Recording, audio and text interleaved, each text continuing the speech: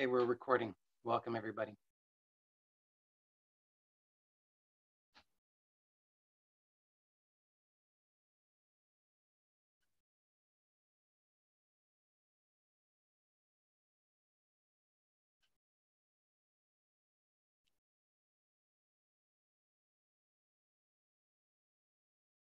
Joey?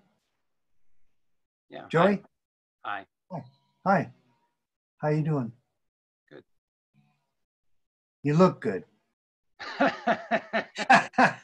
I haven't had an opportunity to give my whatever we want to call it. That if you speak, it will be included in the video that's going on YouTube. Just so you know, you're warned. What are you saying now? Well, the recording is going to go on YouTube. Yeah. Yeah. Okay. Just making sure you know. Oh, well. Sometimes people are weird about that. Sometimes people don't want to be on. They don't want to be. They come to a public meeting and they don't want to be public. Oh, you mean my voice? Your voice and your pseudonym. Yeah. Well, yeah. No, I don't have any problem with that. What? Nothing. Well, Go ahead.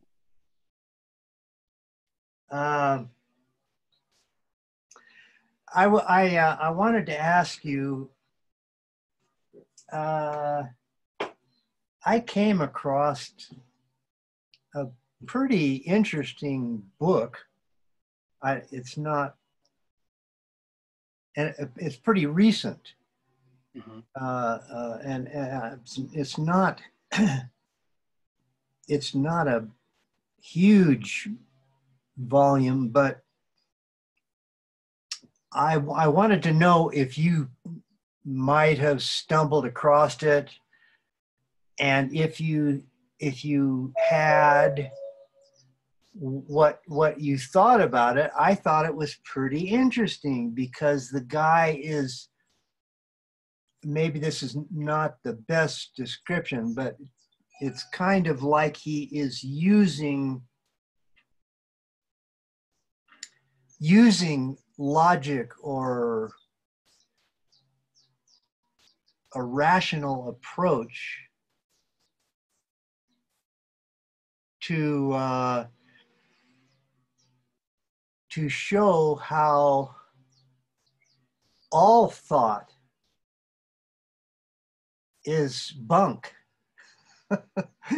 You know, he's using thought to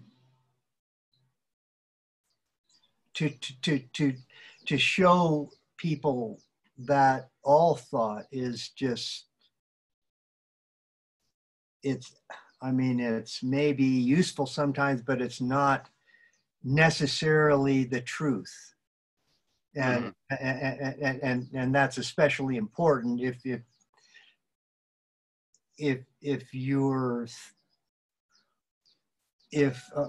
a good percentage of your thought is going into defeating your purpose. And your purpose being? Your purpose being to live a good life. Mm-hmm. So the book is called I Think, Therefore I Lie. Mm-hmm. Yep. I have not read it. Okay. And it's by Warren Archer. Mm-hmm. And he's a very good writer. A clear thinker. And I thought I would throw that out there to Well, yeah, that's great, and it's interesting. And so anybody who wants to read the book is certainly welcome to do so if they choose. And since we're not going to be able to read the book here, yeah, today, what we can do is we can take a look for ourselves and see, you know, we can investigate directly into the nature of thought. And so I would invite everybody to just take a look and observe that your thinking is all conditioned.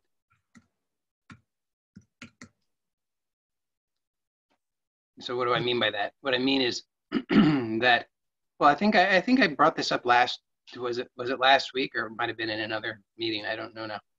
But I had mentioned about the definition of anything. I think it was last week. But the definition of anything is, if you look it up in the dictionary, it's what is the definition of something? It's defined by something else. And that's the nature of our thinking. Our thinking is all based upon something else. So it's all based upon conditioning. It's based upon, we have some kind of fundamental assumptions that we make. So we assume that we, at some level, we have to assume, we just assume that we know what something is, because everything is built upon that, right? So we say, we can see this in terms of our, in terms of physicality, okay? So we say that there is something real here, something substantial. And so we start from the assumption that there is something substantial here. And then we say, well, you know, look at this body, it's substantial. And and we can then, somebody suggests, well, actually, hold on a second. Let's take a look. And we investigate and we realize, well, actually, there's a lot of space there. So, well, yeah, but it's got to be, it's composed of something. You say, well, okay, yes, it's composed of these smaller parts.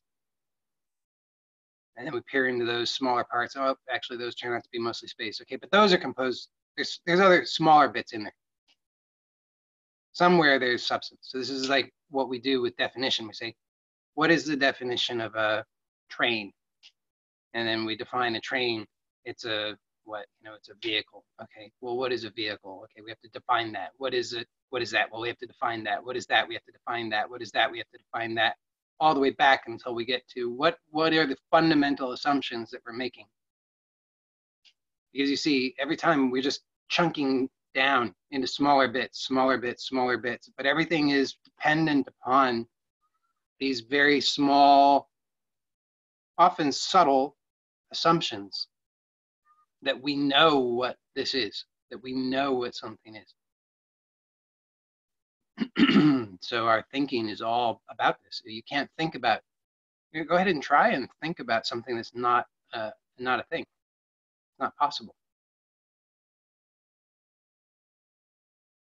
I mean, if somebody can give me an example, somebody can prove, just try it out and see if you can, if you think that you're able to think about something that's not a thing, like a discrete thing, something separate from something else, something that has a definition. If you're able to think about something that is not a thing, let me know.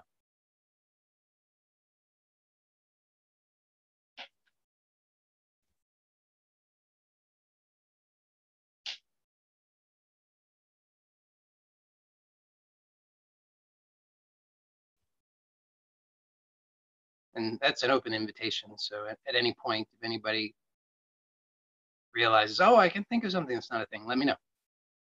Okay. There's not a time limit on that. You can let me know at any point and we can investigate it. If you can think of something that's not a thing. Yeah. Is that what you said? Yeah. Okay.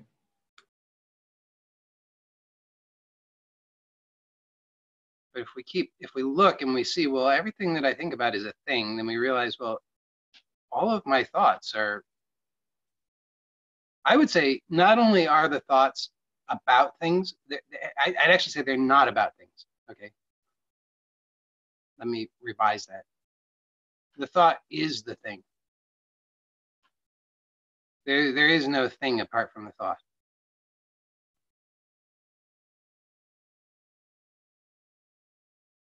And so we can kind of just collapse that apparent duality. There is no separation there. There is no distinction. There's just the thought is the thing.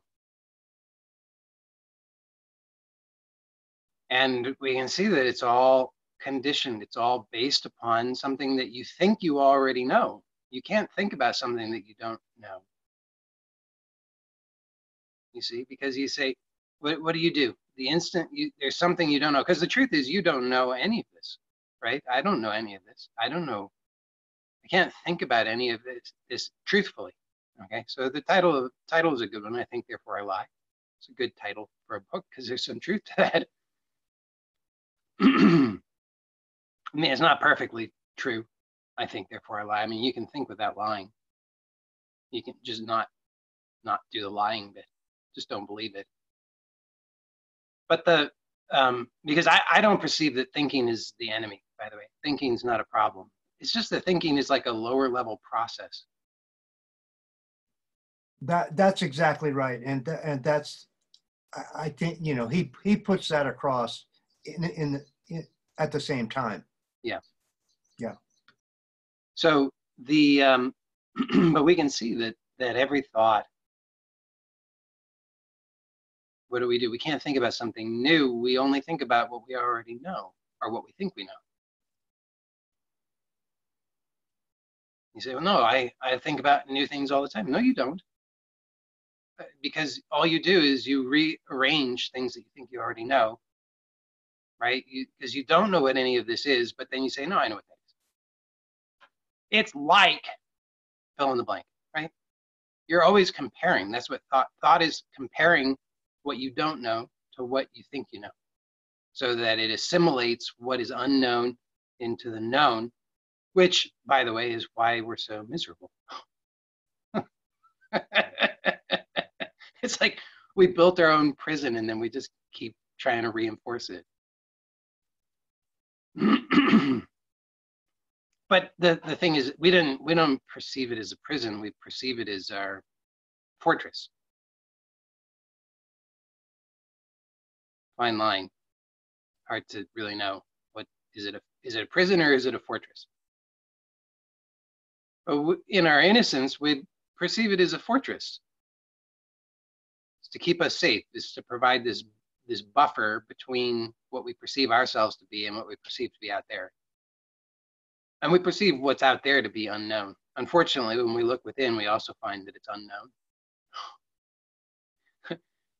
So we've got a whole lot of unknown. And then the only thing that we think is known is this fortress / prison. And we're really not so keen to look at that. And this actually ties in, you know, so I just prior to sitting down here today, I had an idea about what we might explore together. And this actually conveniently ties in with that, okay? Because we don't want to look at the thing, the one thing that we don't want to look at the fortress, right? Because we look outside, say, you know, if we're really honest, like on a on a clear night, of course, if you live in a city, you don't have this opportunity. But if you get out somewhere where there's a clear sky, a dark, relatively dark sky, on a clear night, and look out into the cosmos, and really soak that in, and then try and pretend like you know something. You see, you can't. You can just imagine that. And if you've ever had any experience of something like that, and you already know, there's no way, the gig is up. You don't know. You just don't know. And then you can do the same if you just, you know, this you can do anytime, anywhere. You don't need a clear, dark sky. You can just close your eyes. It's easier. Usually it shuts out a lot of the usual stuff that grabs for our attention. And then just peer within for a moment. And also you notice, if you're really honest, I don't know. So there's a whole lot of I don't know, if we're really honest. Inside and outside, I don't know. So what's left? What's left is this border between inside and outside, the definition, what defines inside and what defines outside. The fortress.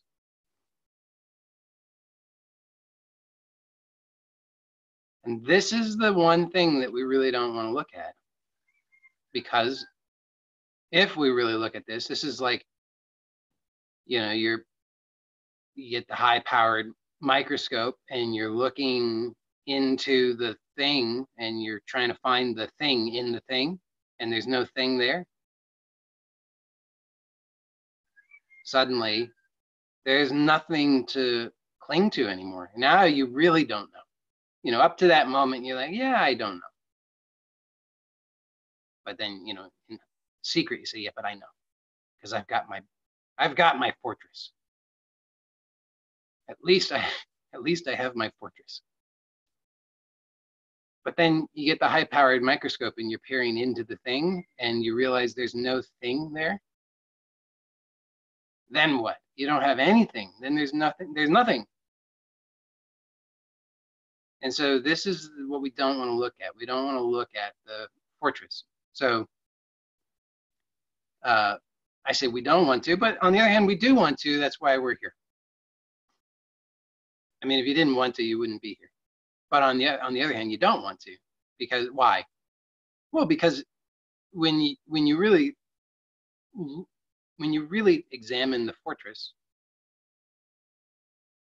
the definition, what defines you, what distinguishes you inwardly from outward, what gives shape to you and your life and your imagined meaning and your right and wrong, good and bad, so forth and so on. What gives shape to that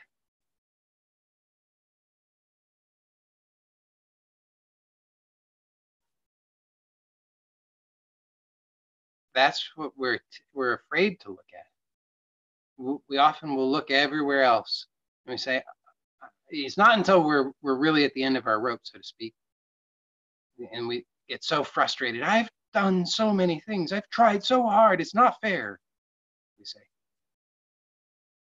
I've done 20 dozen different meditation techniques. I've sat with all these supposed masters. I've read hundreds of books. I've put in countless hours. It's not fair, we say. Yeah, but you were looking in the wrong place. I mean, not really the wrong place, because it's useful. It's useful to a point, right? It's useful. You want to look outward. You want to look inward. So these are useful things. So we don't have to say that it's all like it was all wasted. It's not wasted. It was useful. It brought you to here and now. So we looked, we saw what we saw, but after a while we grow frustrated because we just keep looking in the same way and in the same place, and we wonder, why is it that I'm feeling like I'm stuck? Why do I feel like I'm in a prison? So then I think it's important, it's useful to take a look at the one thing that we haven't looked at, which is the fortress, the definition, the boundary, what it is that separates, that we imagine separates in and out.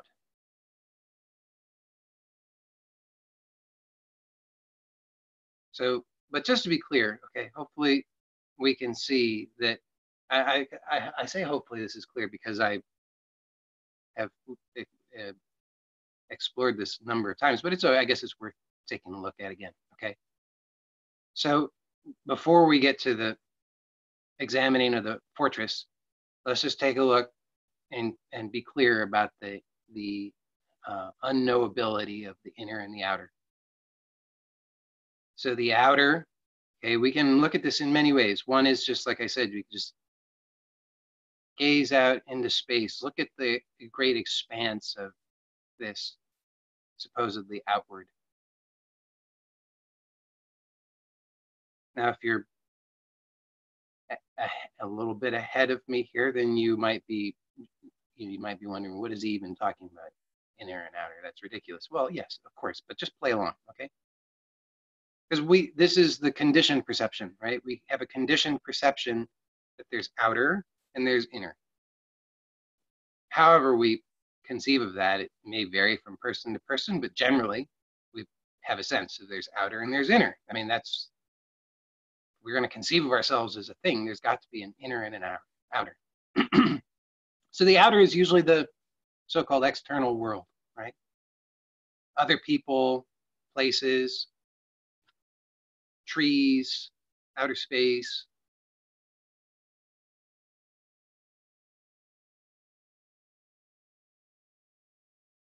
So we assume by convention, because we're conditioned to do so, that there are things there. And I know it's the conditioning is so I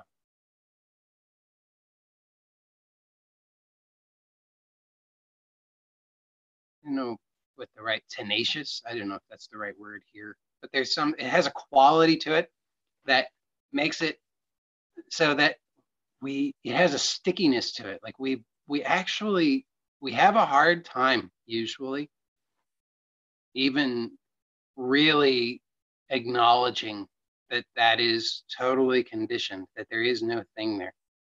So I'm looking at the window and my conditioned nervous system says tree. And if I question it at that level, well, okay, but how do you know it's a tree? Well, it's got branches. It's got these qualities of a tree. Look at it. It's a tree. So, well, how do you know that there's even a thing there? Well, look, it's different than the things around it. Okay. So this is the stickiness of it, is that it really, it seems as though that's primary. It seems as though the tree is primary, like there actually is a tree.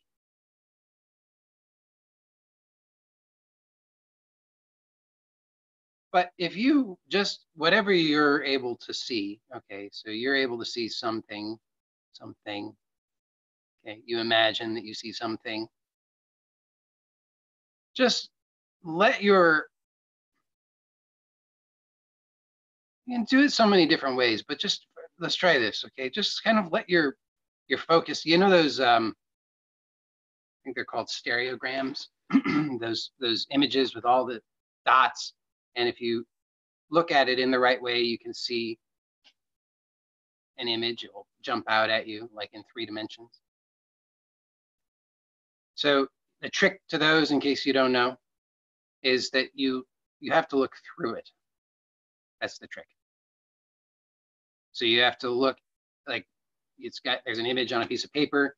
It's just a bunch of dots. So if you're looking at it in that way, your brain's just going to tell you it's a bunch of dots. This is nonsense. There's nothing else there. It's just dots. If you look through it, as if you're looking at a point beyond the paper, then suddenly your brain organizes things differently and this thing seems to appear. Looks like a fire truck suddenly. Oh, who knew? Or a dragon or whatever they've put in there. Okay. So you can do that in a similar way, except it's sort of like the opposite. Okay. So it's like it requires a certain focus, like a certain depth of focus to see the thing. This is, I think, significant, okay? To see the thing requires, so we think that that mental processes are somehow distinct from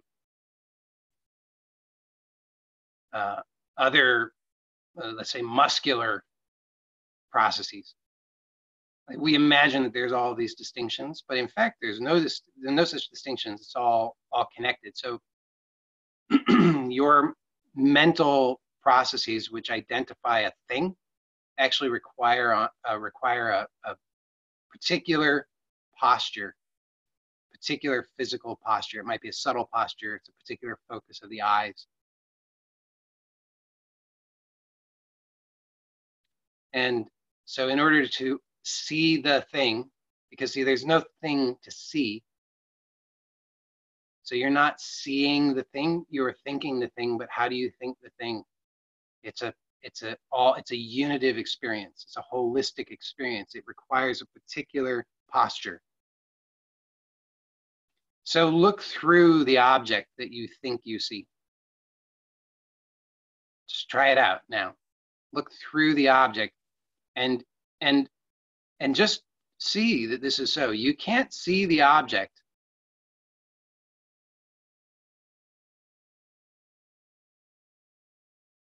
You can't think the object.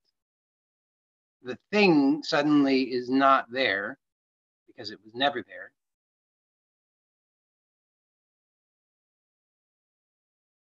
Because of a shift in, literally a shift in perspective, a shift in focus.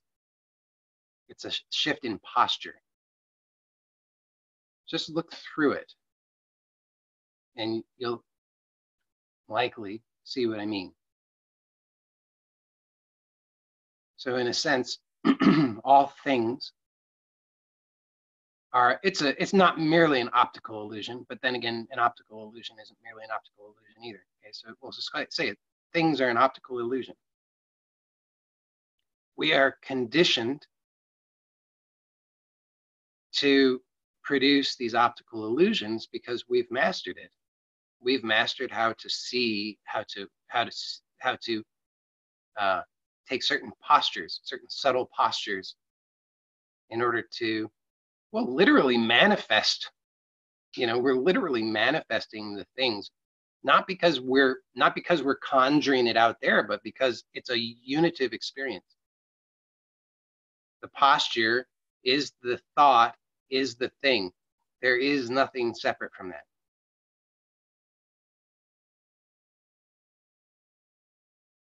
So we're really just fooling ourselves when we believe that there is something. Hopefully that's a little bit clear.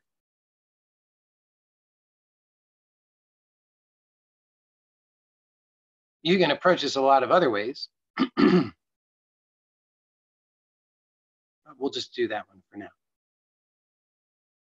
That one, to me, I like that one because it's more, it's a really direct one. It doesn't depend upon any additional thinking. If you do it correctly, it really just silences the thinking, which makes sense based on what I just said, which is that the thought is the thing. The thing is the thought. So if the thought vanishes, then the thing vanishes, clearly. Now you can also do this without looking through it. This is an interesting thing. So the looking through is like a trick, but there's a subtler level to it. That once that is clear, that you can look through and the object is not there. It's not that you see, there's still some sort of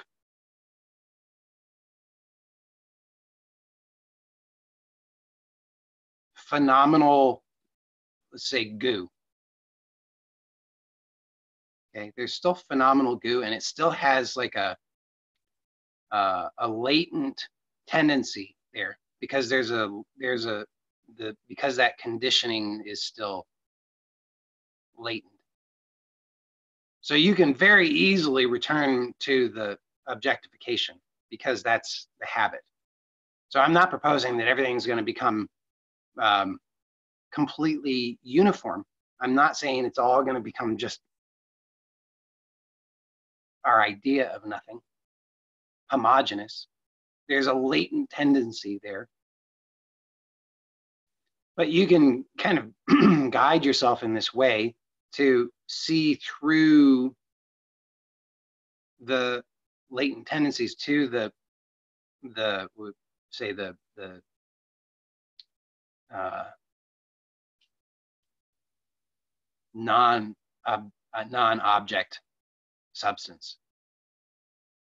non-object consciousness. And this is, as far as I know, I mean, I'm not going to proclaim to be like a great master or anything. I've got plenty of problems in my own life, but but but you know, I can just share with you what I know. I mean, what I experience, what I explore and discover. So I'm just sharing that with you, that this clearly, I mean, it's clear, it's just obvious that if you explore this, it becomes very clear what's going on here. You can really start to see how it really undoes the conditioning. You look through the object and you really just see, just pure, in a sense, it's just pure seeing. You're just purely seeing. You're not objectifying. You're not focused on the thoughts. You're not giving form or shape, although you are likely still aware of those latent tendencies. Okay, so that can get, I think that can get, the more that if we're curious about this and we want to, we can keep practicing that, and it will get subtler, so that the latent tendencies start to get, those also start to dissolve a bit. What do I mean by that? Okay, so like if I do this now, okay, there's a lot of complexity here in front of me. I've got the screen, and then behind that, I'm telling you all the objects, obviously. There's a chair with my shirt and a scarf draped over it.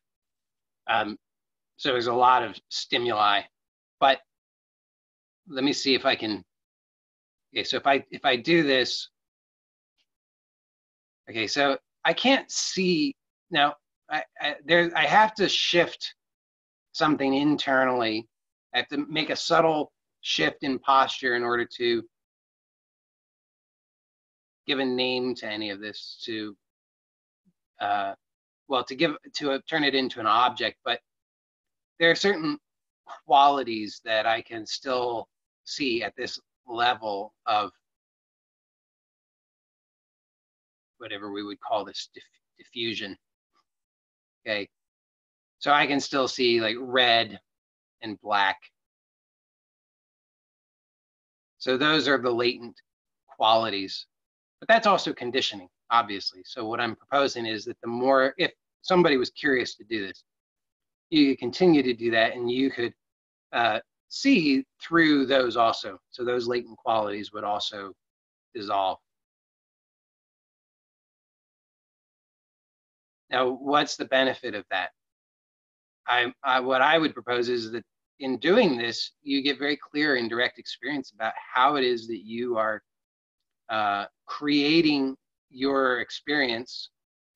I say it's not quite the right language. How you're giving shape to your experience. Okay, you're giving shape to the experience through your habits, your conditioning.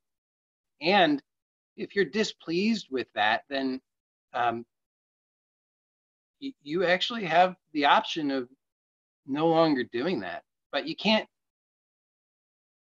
see a lot of, like with the law of attraction. Okay, so law of attraction, this is my criticism of it. It's easy to criticize, but my criticism of it is that that as it's often presented, there's something that's missing. Okay, and what that is that if you've got this conditioning, you do have this conditioning. So I'll say I have conditioning. I find this conditioning displeasing. So I say, oh, you know, I struggle with a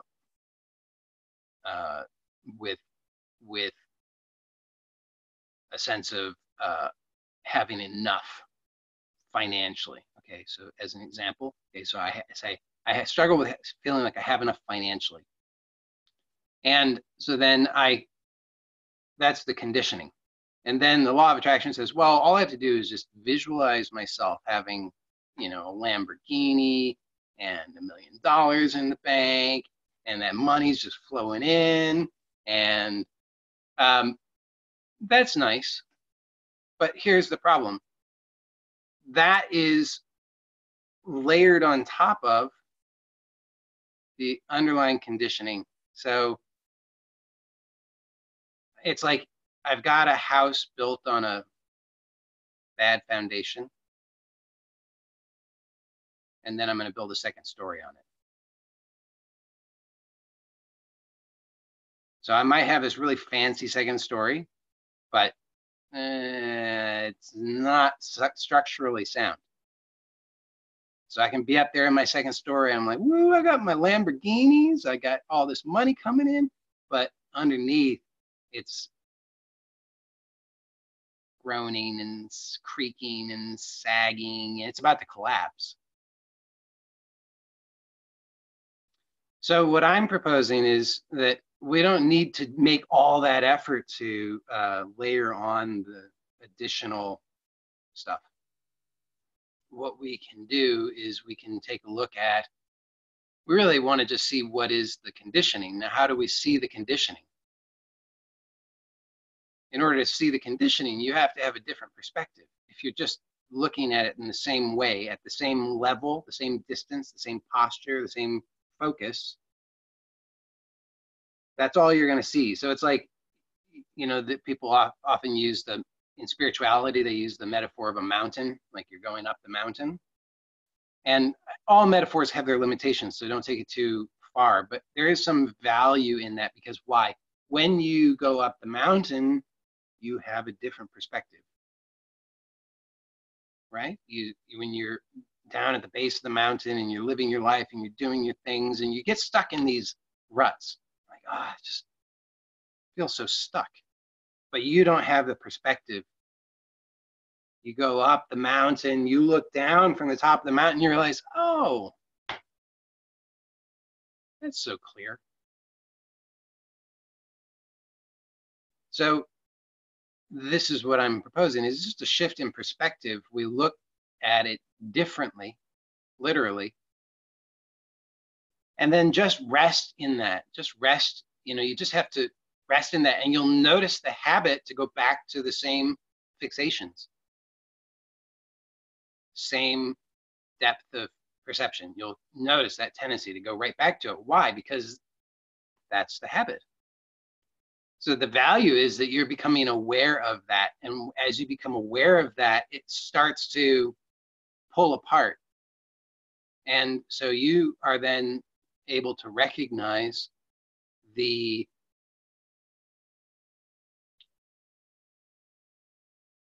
subtler aspects of things, right? So it's like you're taking apart the foundation, and you see maybe there are parts of the foundation that are still good, that are still usable. You know, you're like, yeah, these rocks are still good. They just need to be put together differently. Or maybe you find out, wow, this is just all just I don't want this. Nothing here. None of these materials are good. But if we get subtle enough, then what happens is eventually we see, well, oh, all of these materials are made fundamentally of consciousness, you know, whatever we want to call it.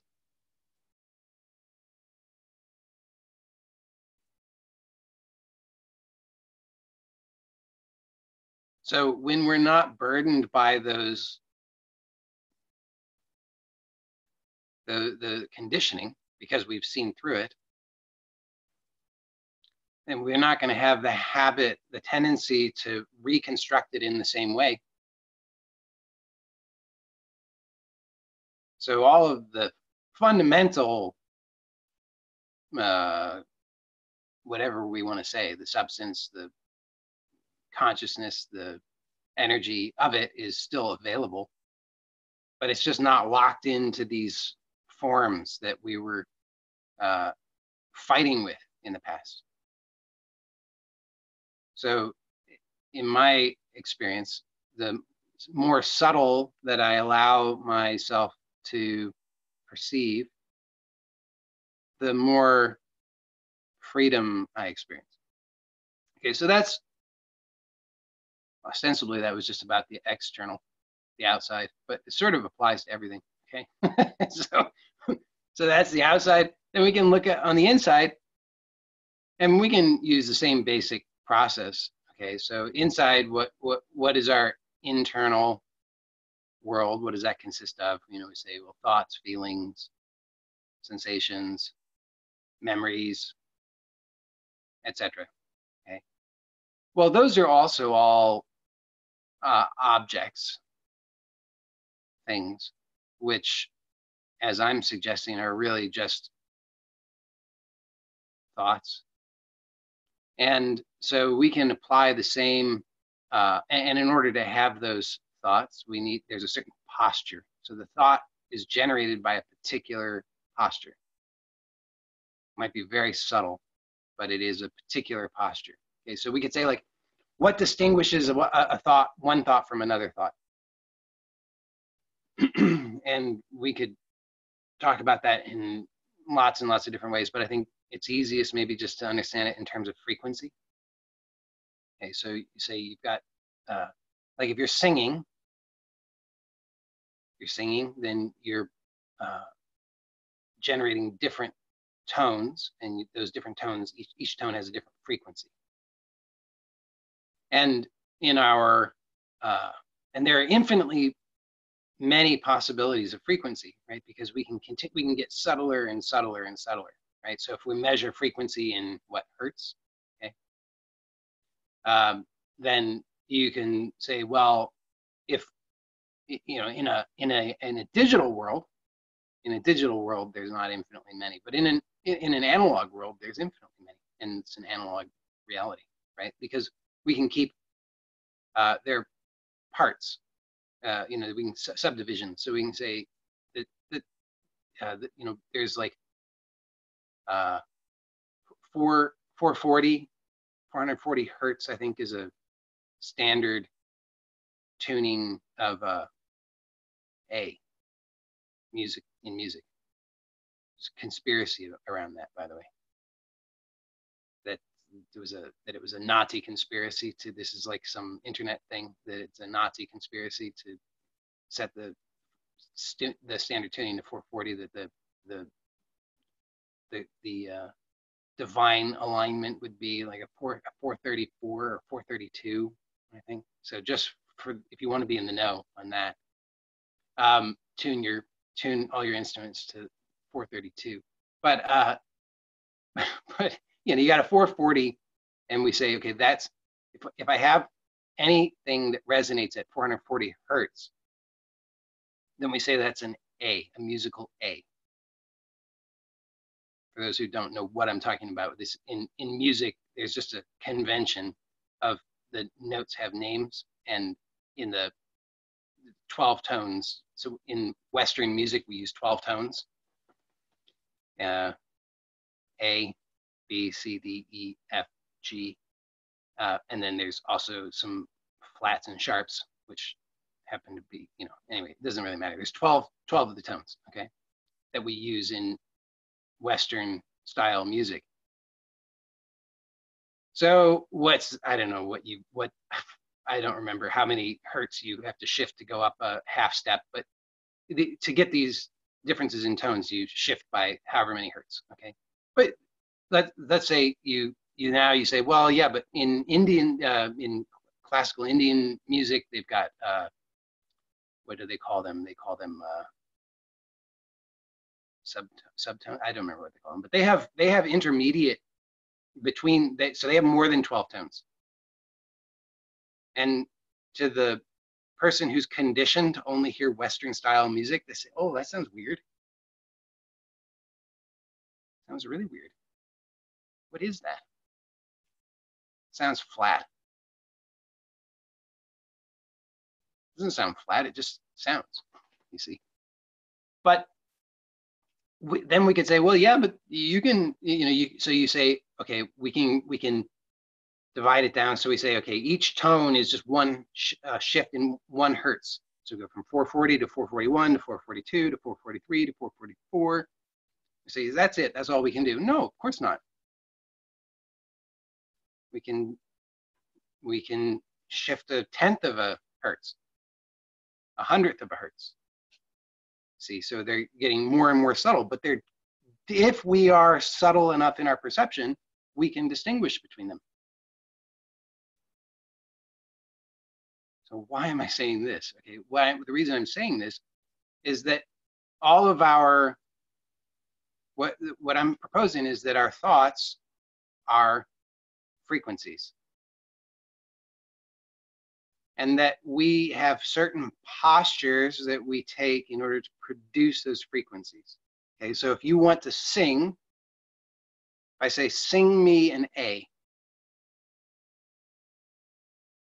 and I've got my little tuner so that I can measure, and I say, you're exactly on, perfect, 440, excellent, okay? Well, in order to produce that tone, you have to take a particular posture. Hopefully that makes sense. You have to use your body to produce that tone. If you test it out, everything, I think everybody's muted. Sing it, just sing a tone, any tone, just ah, okay, everybody do it. I want to see your mouths open. Ah, yeah. And now sing a different tone. Ah, and notice that in order to do that, you have to change something physically. You have to take a different posture. Something changes almost certainly in your throat, but it may change also elsewhere in your body. The interesting thing about, I'm going all over the place today, but the interesting thing about about producing tones is that it requires the coordination of the entire body. So the pelvic floor, in order to produce a higher tone, it's not strictly true. Is this strictly true? Well, you can adjust from many different points. Let me put it that way. So the pelvic floor can work to support a greater intensity of whatever. I'm not even going to try to think of the words, but you can create a variety of postures that will hit that tone, produce that frequency, because there are a lot of variables. You can tighten the throat, you can tighten the pelvic floor, you can shape the mouth in particular ways, you can do a lot of different things. But the point is that there are these postures that produce these frequencies, and you can't vary certain variables that you are going to play with that are going to change the posture in a way that will change the frequency. Hopefully that's clear, right? That's why we know if you're singing an A or you're singing an A sharp, because it's a different frequency. And in order to do that, you have to take different postures. You can't sing those two tones from exactly the same posture. It's impossible by definition. I hope that's clear. So what I'm saying is that is also true of our thoughts, that our thoughts are also frequencies, and that we take postures to produce those thoughts. So like, for example, and feelings too, the whole thing, it's all postural. I'm not the only one to make this observation. It's like many people have observed this. If you want to feel depressed, take the posture of depression. Now, it's not strictly that simple, although it is. But it's that simple, but it requires a subtlety of perception to be able to detect all the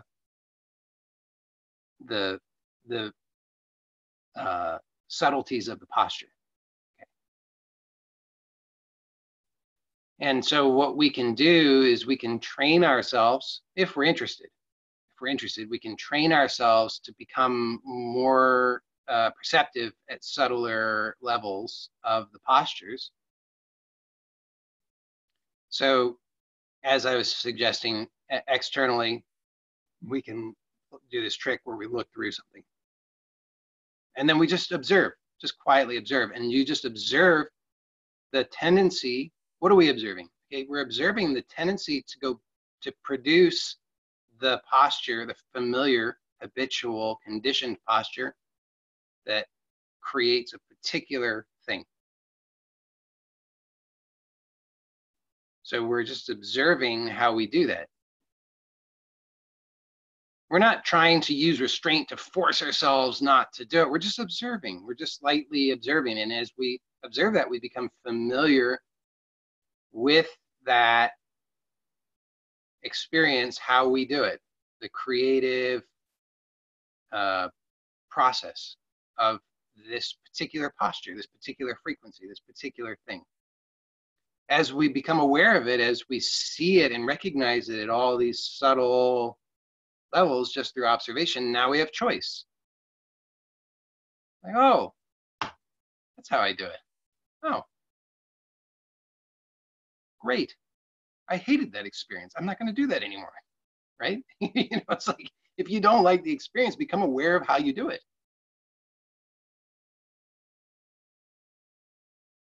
So then the same inwardly, right? So we have these so-called inner experiences, and we can do the same thing. It's just that we don't necessarily have the same trick available to us. Although, in a sense, once you've experienced this trick of the shift in focus outwardly, you can do the same inwardly.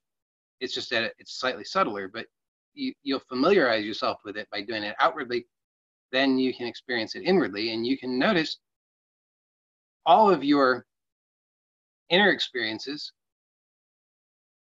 are also products of your posture. So just subtle levels of posture that produce particular frequencies. Those frequencies are the thoughts, are the things, are the feelings, are the sensations, etc.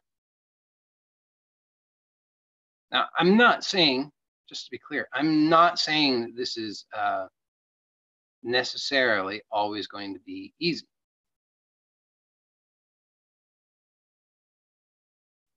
Sometimes it's easier than other times. Sometimes it's just really hard. Why would it be really hard? Well, I would say because of the long circuitous route, but because of the third thing, which is the fortress. So when the inquiry into the posture, eventually what happens, okay, whether we start inwardly or outwardly, what happens is eventually as we continue to inquire in this way, we get to this, okay, where there's the, we realize, okay, well, what is this, inner or is this outer? What on earth is this? And then we realize, oh wait, shit, this is the fortress. This is the fortress. I've inquired into everything other than the fortress, and now I've got the fortress. And you usually are going to find that the fortress is,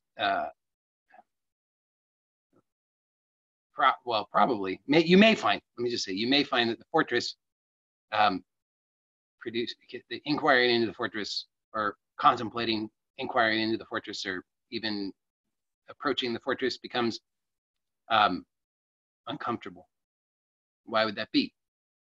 Because the fortress is the only thing that we've identified, that we've believed, we've put our faith in, that it gives us safety.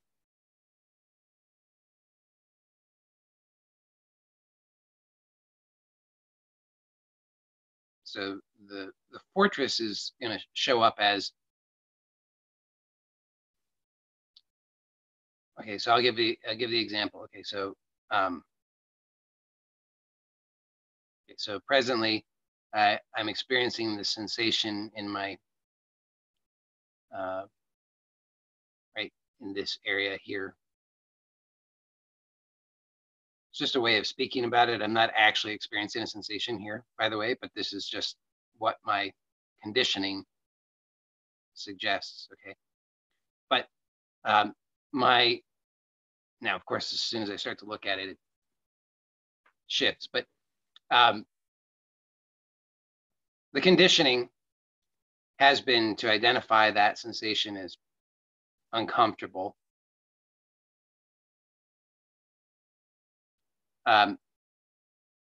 So if I really start to look at it and tune into how it is that I'm doing this,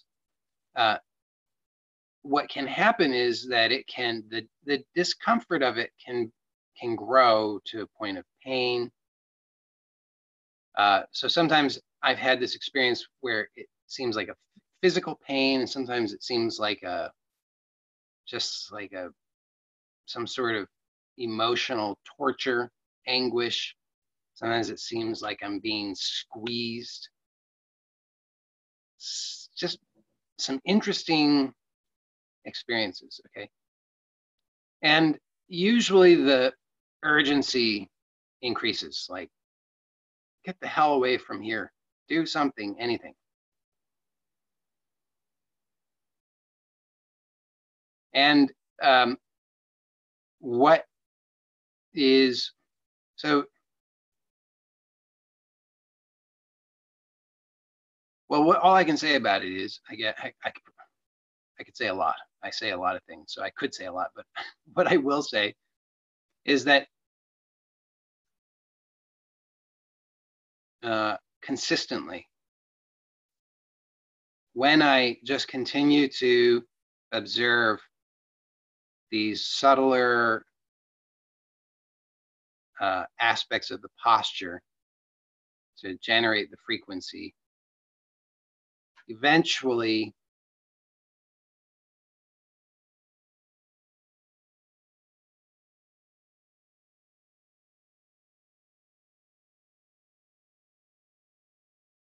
and this makes perfect sense if you follow what I've been saying, which I understand might be challenging, okay?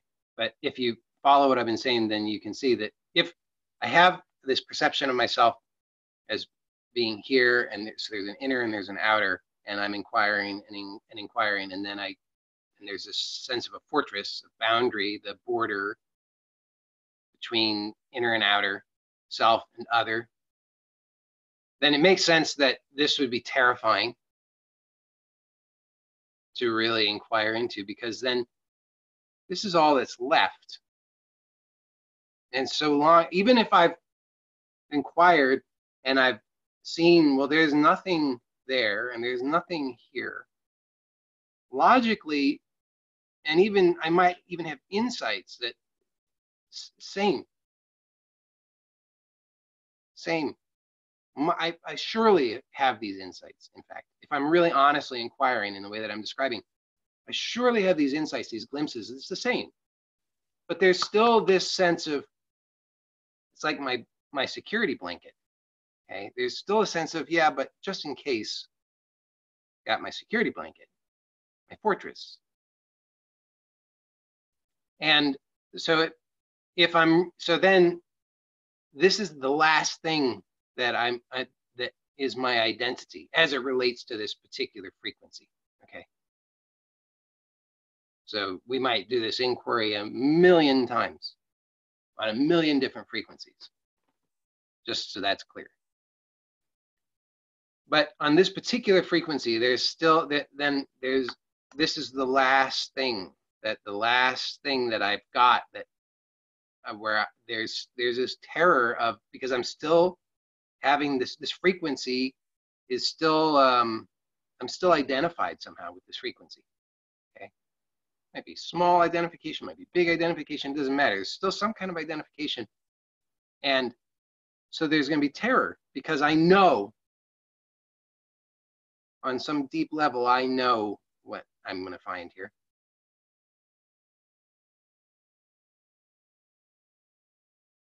And so it makes sense that it's going to be, ooh, I don't want to know. And at that point, it can be like, I'll do anything, just, ooh, get this, make it go away, make it better.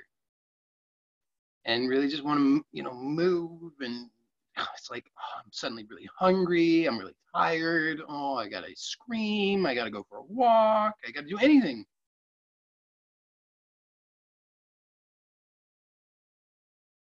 But if I just continue to observe, then what happens is it's like that. Because the gig is up. It's like, oh, okay.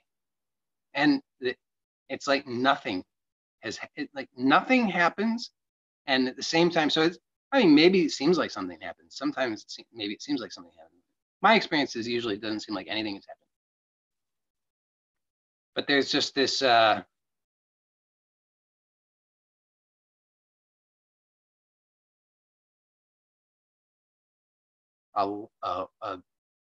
noticeable lack of conditioning as it relates to that frequency. Noticeable freedom. There's no longer an inner and an outer. There's no longer a fortress. There's no longer any clinging. There's no longer any resistance as it relates to this particular frequency. And it's delightful. Really, really, really, really delightful. So what I'm proposing is that this can be just a way of life, and that to me, it's the only sensible way of life. I mean, maybe there are other sensible ways that I could be, I have yet to encounter, but of the ways that I've explored personally, you know, I having basic needs taken care of, I think, is helpful for sure. Okay, so in the worldly sense, having basic needs met definitely helps. I say definitely. It seems to help. I'm grateful that my basic needs are met. Okay, I'm not starving. I've got a bed to sleep in.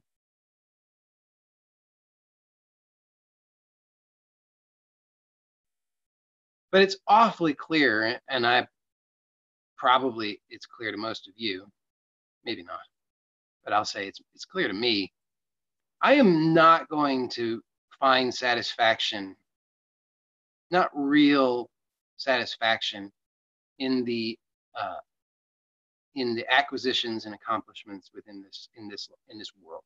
Okay, doesn't matter how much money I have, doesn't matter how much approval I have, doesn't matter how much security I have, doesn't matter how much of anything I have. There is nothing that I'm going to acquire or accomplish in this world that's going to give me real satisfaction.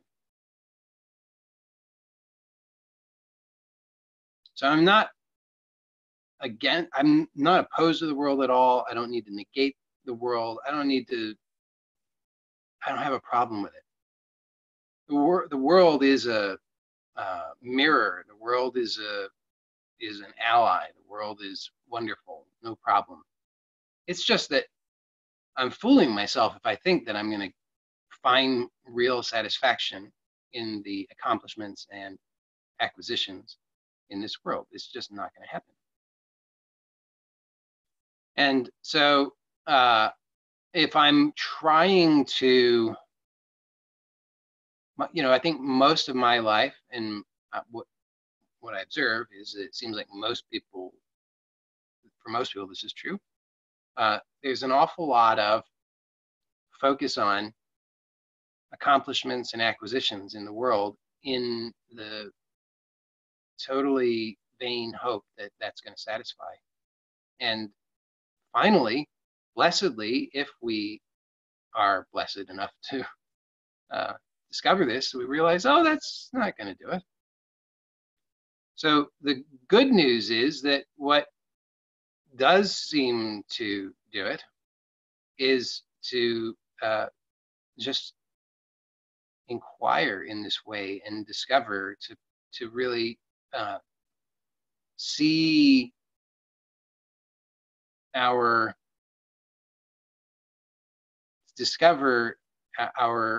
creative process, and to free ourselves from our repetitive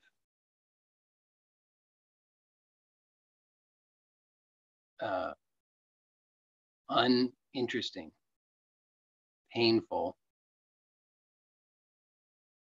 habits. And the method that I'm proposing is, I think it's the best thing I've found so far, because it's really accessible. It's not in opposition to anything that you probably need to do to take care of your basic needs in this world. It doesn't require that you set aside 5 hours a day to do some sort of special practice. It's something that you can do integrated into your life. All it requires is that whenever and as often as possible that you observe your postures at as many, to discover as all the levels, at gross levels and subtle levels. So like, what do I mean by that? Okay. So at a gross level, and very powerful, is just to notice when you're holding your breath.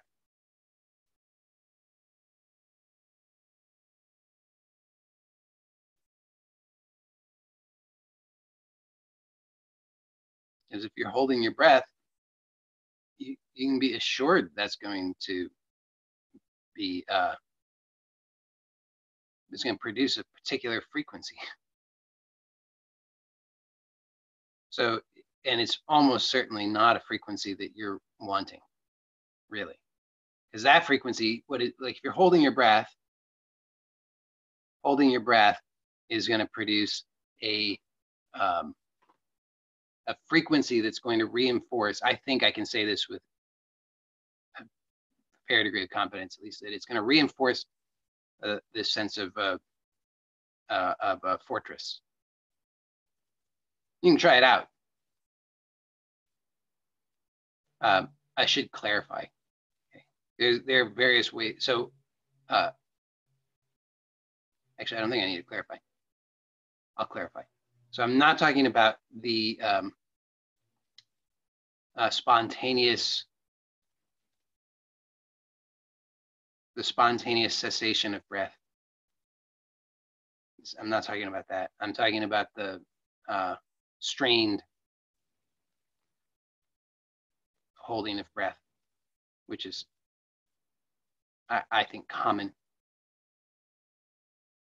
So if you just observe it's a very, I think an easy entry point is you just, throughout the day, just observe your breathing.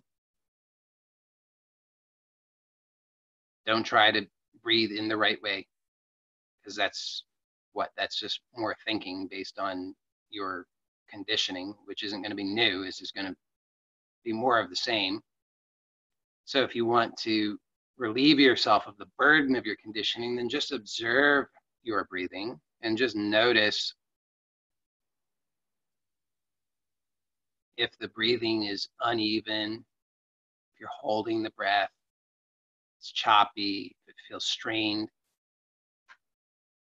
And without introducing some new effort on top of it, okay, so like I was using the example of the law of attraction with got the rotten foundation and you build a second story on the house. So if your breathing's already, which it almost certainly is, just because it's true for almost everybody. If your breathing is uneven, choppy, strained, you're holding your breath, then trying to layer on top of that what you think is the correct breathing, just going to add more strain. So definitely don't try to correct your breath, but through observation, you will become aware that holding your breath, restraining your breath, restricting your breath, uneven breathing is not actually natural, nor does it feel good. And so through awareness, you will discover how to allow your breathing to be more natural, gentle, spontaneous, even. So that's not by introducing more effort. It's not like, there are a lot of breathing techniques that people use. and they may have their place.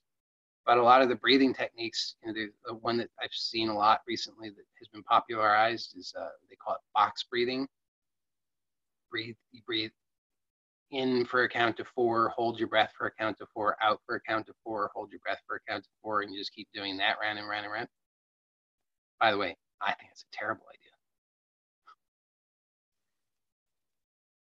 idea. Those kinds of things are not going to help you. They might give you short-term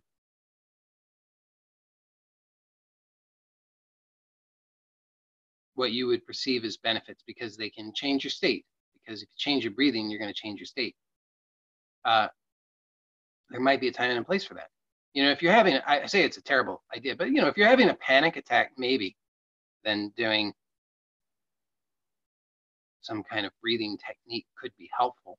But on the other hand, for a longer term solution, at least, I would say just observing your breathing will give you more awareness of the direct connection between your habits of breathing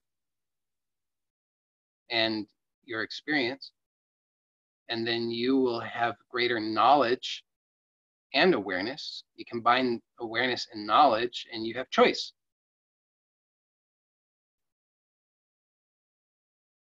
Don't want to have the experience of hyperventilating? Well, great. Now you don't have to because you're aware. And so just having awareness of your breath, I think is it's an easy entry point. You can just be aware of your breath throughout the day. You catch yourself, if you notice yourself holding your breath, then just don't try to breathe. So this is maybe a little bit subtle, but don't try to breathe. Just observe to notice how you're holding the breath. And is that actually enjoyable? Does it maybe require effort? So what if you were to then just relinquish that effort? So the exploration itself becomes one that takes you into subtler dimensions of yourself because you're going from this gross level of holding your breath to directly exploring your experience to discover how do you do that? Because the usual way is you're making the effort. So I'm going to use this clenched fist as a metaphor for holding the breath through effort. Okay, so you're making some effort to hold the breath. And then you realize, oh, I'm holding my breath. And the way that most people would do it then is they'd say, oh, okay, I'm going to breathe. Breathe. So you see what's happening? Effort, more effort. Strain, more strain. So then breathing becomes conditioned to become more strenuous, which is not what you want. So instead, you just are observing, you notice, wow, holding my breath, that's uncomfortable. Oh yeah, there's that strain. I'm making effort to do that. Wonder what would happen if I just released that a little bit. Oh, yeah, haven't died yet. Hey, what if I released a little bit more? Oh, still not dead. Still actually maybe a little weird, but not too bad. Oh, just, oh. Ah.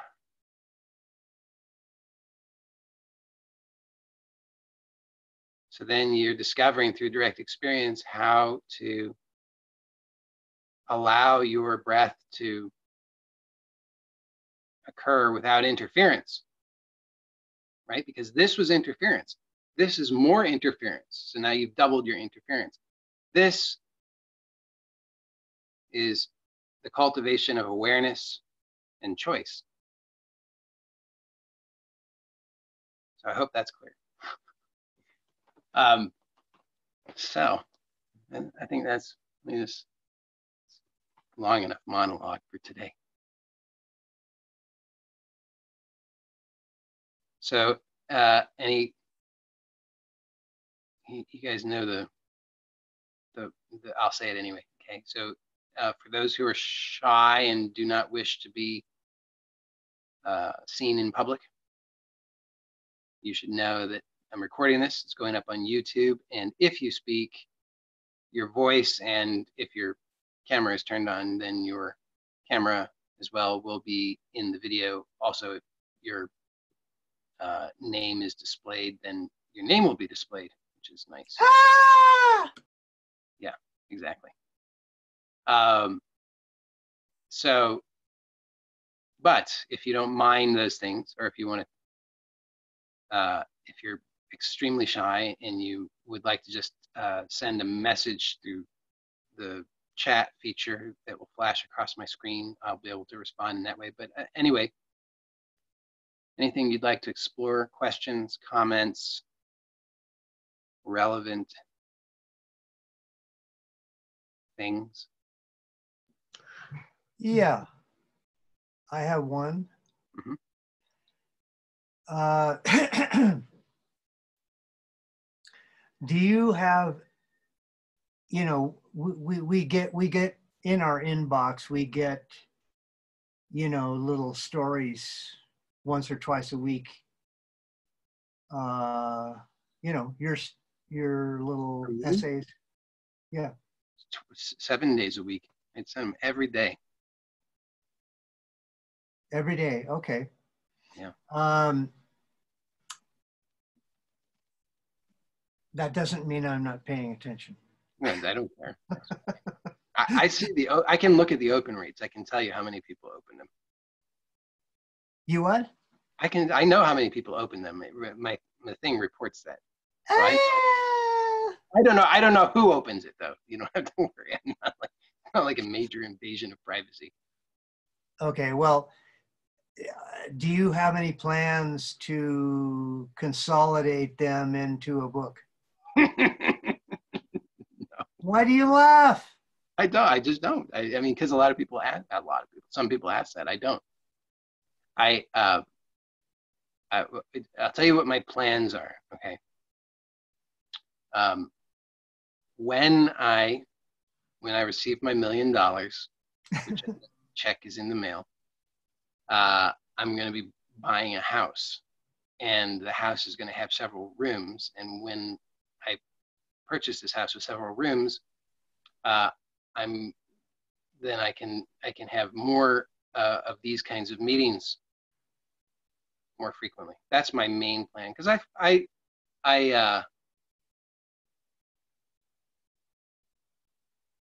every once in a while I get inspired and will write something that's more of a book or assemble something. But honestly, you know, trying to go through and put things like that together, and it's just more work. And you know, they go out in they're in your inbox. I mean, anybody who's on my mailing list. If you're not on my mailing list, by the way, and you don't know what we're talking about, you can sign up for my mailing list at joeylott.com. There's anywhere on there where you sign up for a mailing list. It's the same mailing list. So all you got to do is just enter your name and email, and then I can sell your information to the Russians. No, I don't sell the information to the Russians, not knowingly.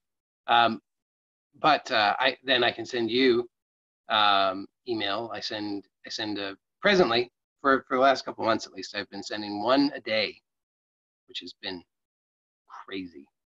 But I've been sending one a day. And so anybody who doesn't receive those and you want to, you can do that. And then you also would have them in your inbox. And then if anybody who wanted to, you know, could put those all, assemble them, print them, bind them, and have their very own book. Sell them on the black market. Sell them to the Russians.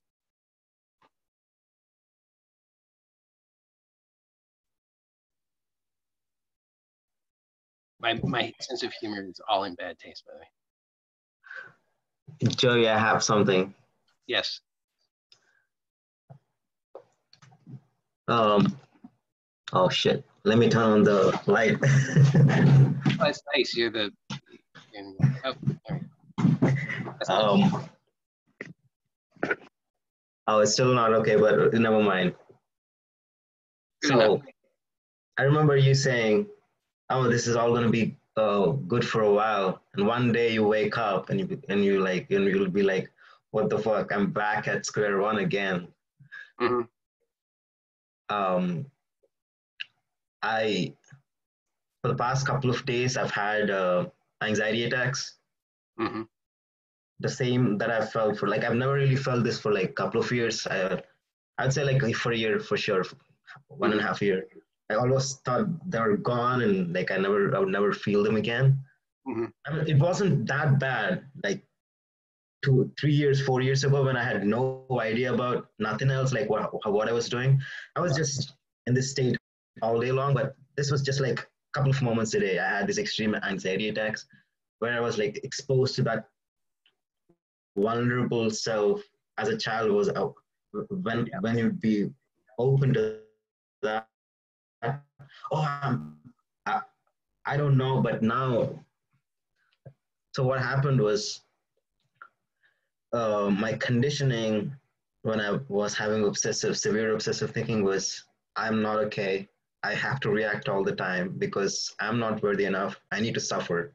So I was looking for all of those thought patterns to reinforce the fact that I was not okay. And when I could find something that could validate the fact, and there were always something.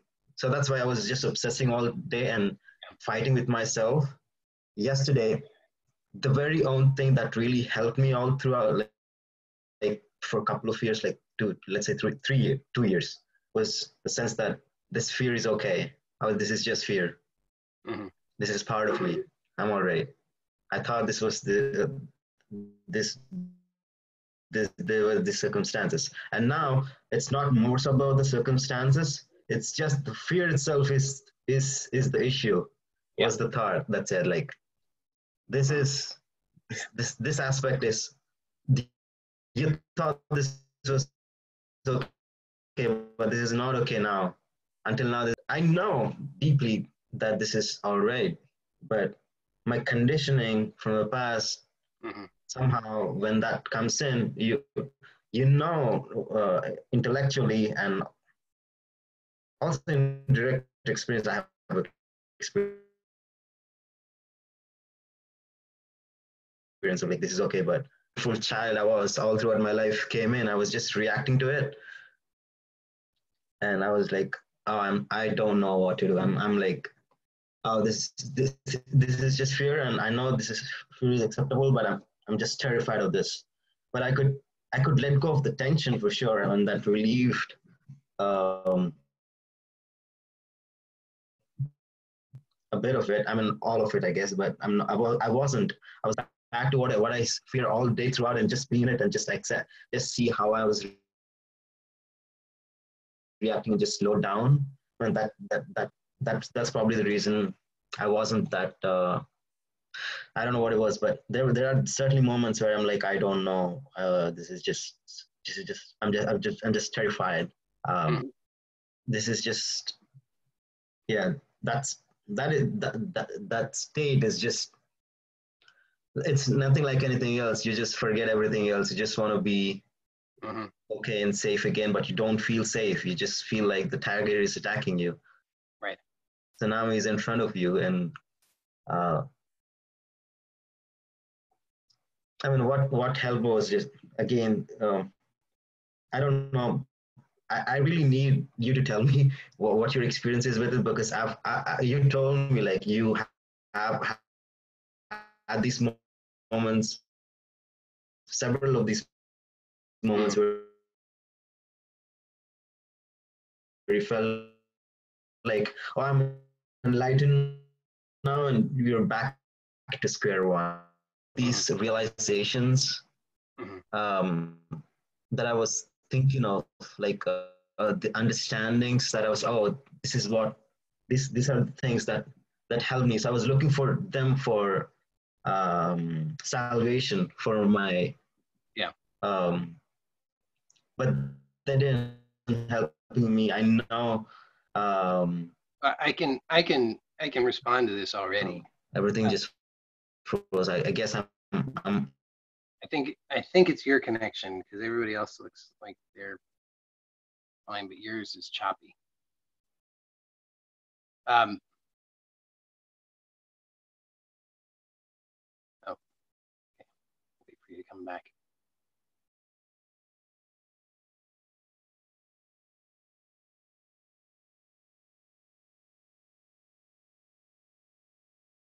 Okay. I think you must be on Wi-Fi because your connection is not very good. But you might find that if you turn your camera off, it will be a little better.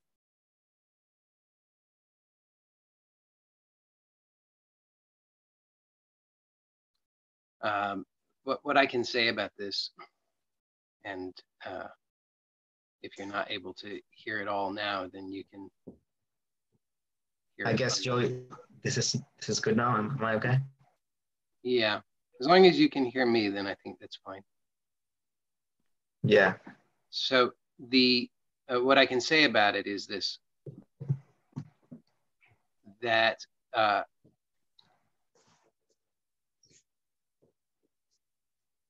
you are,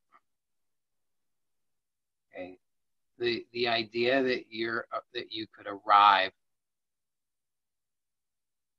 is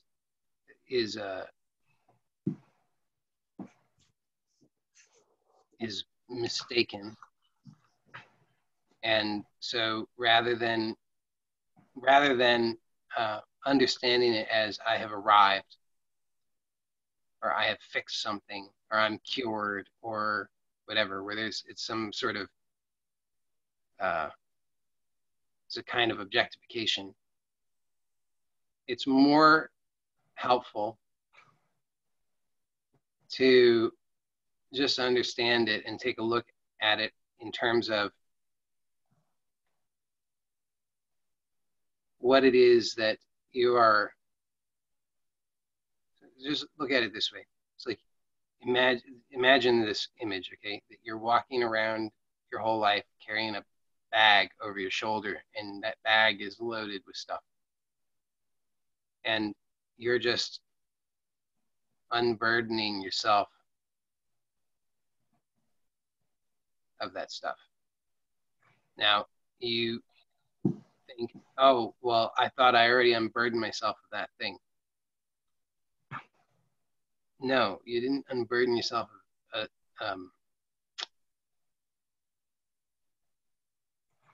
that whatever is appearing is always new. It's always fresh. So if you're looking at it in terms of, you're looking at it through the filter of your conditioning, you're looking at it through the filter of what you think you know, which is all based upon the past. So then you're saying, oh, this is like the past, but it's not like the past. This is this. So you just have to take it for what it is, and don't try to connect it to something from the past. And then what happens is, it's like, then rather than being a bag of stuff that you're carrying around, it becomes like you're in a river, and it's just washing over you. You don't need to do anything about it. It's not yours. It's not you. It's not something that you need to try and understand or figure out. All of that is like something's coming by in the river, and you're grabbing it, and you're like, oh, I got to do something with this. I got to put it in my bag. No, just let it go.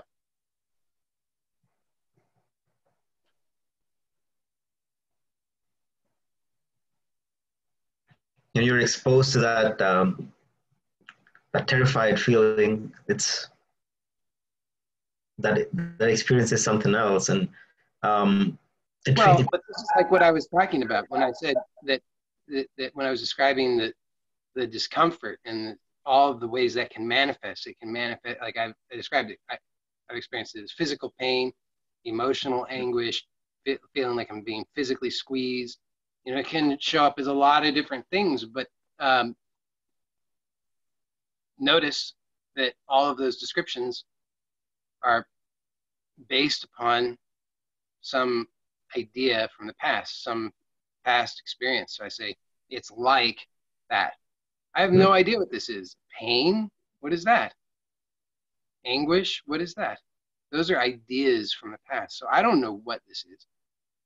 And so I understand what you're saying, that the best approximation that your mind can make based upon its conditioning is, this is terrifying. But it's not terrifying. That's just the idea about it. This is what this is. So, and by the way, you know, there's a point at which you just don't. Okay, so this is, again, you're the one that said it's like the tiger's about to devour you. Okay, so it's perfect. It's exactly like what I was describing, the fortress, right? So your fortress is like paper thin now. And so you say, oh, there's a tiger there on the other side of my paper fortress about to eat me.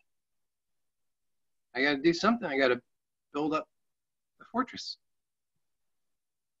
Make it stronger. Quick, where are all my ideas? Build it up. But instead, just tell the truth. I'm so tired of this fortress. I'm so tired of this prison. I'm so tired of trying to run. I'm so tired of trying to construct something. I'm so tired of trying to figure it out. I'm so tired of trying to protect myself. If there is a tiger who is going to devour me, fine. In the famous words of one of the finest presidents this country, the United States of America, has ever had, bring it on.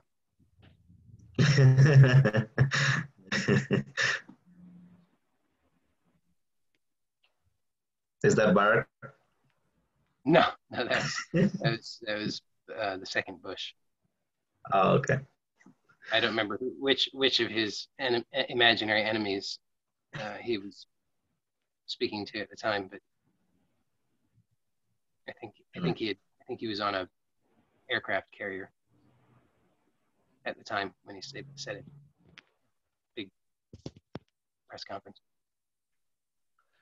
It does seem like it's that in that moment, and I feel obsessive. I feel like this thing doesn't end. This thing, the thought says this is unacceptable. Oh yeah, I thought the fear is okay, but this is not okay, and this is just a loop, vicious circle, right? Yeah. And everything builds up. I mean, it wasn't too bad, but just saying that was the case. In that moment, what do you recommend? Just letting go of the tension? Yeah, that's what I'm saying. Is stop trying to defend yourself. You see what is going on, right? You see, I'm afraid the tiger is about to eat me, and I have no defense. And the only thing, you look around, and what are you doing, right? You're like, I gotta do something, and you can just observe what you're doing, and you can see how completely absurd it is. Yeah, I feel like the tiger's about to eat me. I don't know what to do. Oh, quick, I know what I'm going to do. I'm going to think about how I'm not as enlightened as I thought I was. Huh? What is that going to do? Yeah, here, tiger, you take that. See, I'm not so enlightened. That's going to defend me. It's not going to defend you at all. So instead of distracting yourself with these useless things, how about don't do anything? Because there is not literally a tiger in front of you, right? There's no tiger unless you're doing something really weird. There's no tiger literally in your room. I do sometimes. Yeah, but there's no tiger in your room. I know that. And so there's no clear and present danger. There's just this experience. And the fear is, this is going to destroy me. But this is why I'm saying it. So I understand the challenge. I completely understand the challenge. Anybody who has explored this kind of thing at all understands the challenge. I'm not trying to trivialize it. I know that because I've experienced it so many times where in the moment, I don't know, I've become convinced that I have got to jump up and run around and do something, anything. And then the second 5 seconds later, I'm like, what? Whoa, what was the problem? There was no problem. But in that moment, it had built up so much, and I'm like, I gotta do something. But I've also experienced it often enough to know that there it is. It's the intensity of it, and there's all that. Ooh, I gotta do something, and okay, but I'm just going to observe to see. Okay, so what's happening? Okay, yes, there's those thoughts. I'm aware that I could focus over here, and I could give a lot of attention to, oh, I'm a failure. I'm not as enlightened as I thought I was. Oh, it wasn't like this yesterday. Oh, what am I going to do now? Oh, what about this? Well, no, I can do all that. Or I can just observe that. And I can observe that tendency. And as I observe that, what's happening is I'm becoming aware of subtler levels of this posture. So you say, oh, I think, this hasn't happened in several years, and now it's happening, and I feel like I'm failing. And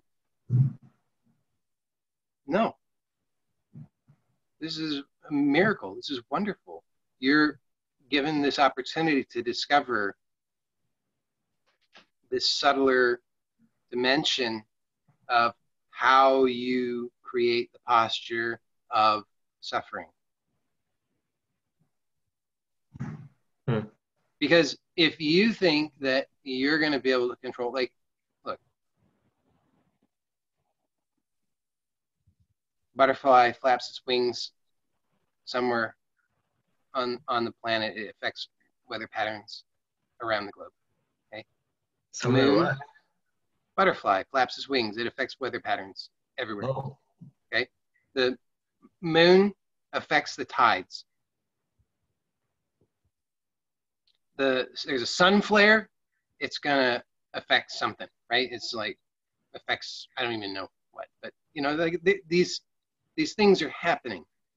Now, you think you're not gonna be affected by that? Of course you are. You are affected by every butterfly flapping its wings. You're affected by every human flapping its lips. You're affected by every sun flare.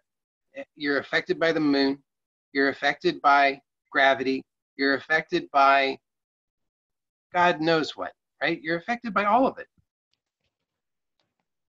So then what? You're going to say, well, I've got to manage my everything. I've got to manage everything. You, sun, no flares.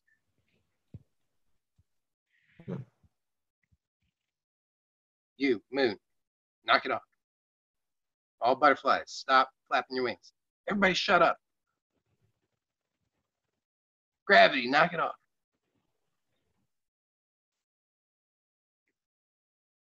So there are so many variables. This is my point, is that there are infinitely many variables that are at play, and these configurations that are always changing. So you think your internal, so-called internal experience is distinct from those things, but let's be honest, it's not. Your so-called internal experience is not separate from, not different than that configuration of things. So your so-called internal experience right now is exactly the same as the butterfly flapping its wings and the moon where it is and the sun doing its thing and all these things. It's all the same. It's all one. It's a unified experience. So you can look at it in the old way, the old perspective, which is poor victim, separate me. I thought I had my things figured out, but it turns out I'm a failure. And so I'm probably going to be miserable and then die. Or you can look at it as, wow, the entirety of existence is presently conspiring perfectly, organizing perfectly for this right now, for this present revelation, for this present freedom. And then receive that. It's an opportunity. Of course it is. Yeah. Now I understand, like I said, I understand the challenge because, because then you're like, it's easy to hear that now when you're in the middle of it and you're like, I gotta do something. Then it's a different story. But you just see, sometimes you'll remember. And when you remember, then you just receive that revelation, you receive that blessing and give thanks for that. And you'll see that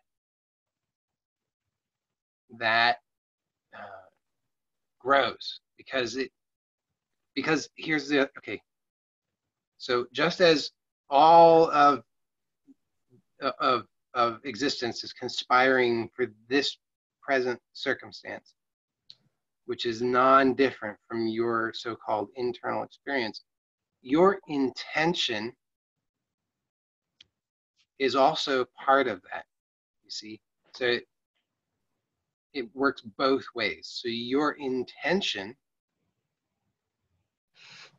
to see it in this way, to have this perspective, to receive this gift, that intention also is part of it. It's like you are the butterfly flapping its wings, and it gives the whole thing this shape.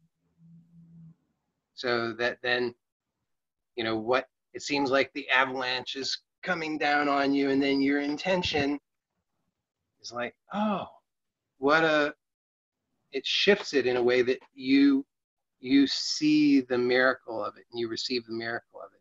So it's not like you are you have a significant part in it, is what I'm saying. Mm-hmm. It's not like you are totally passive. Your intention is also part of it.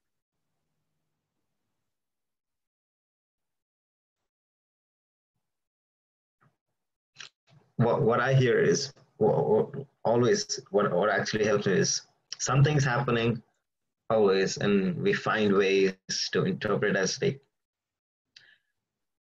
no matter what's happening,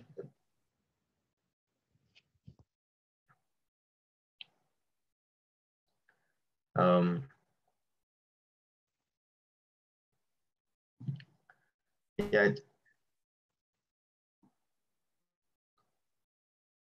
Obviously, these ideas come out, like I'm interpreting it as something, this is going to hurt me, or like, oh, I'm hurting myself by doing so, but I'm not able to stop it from hurting myself because I'm interpreting it as like, this fear is going to hurt me.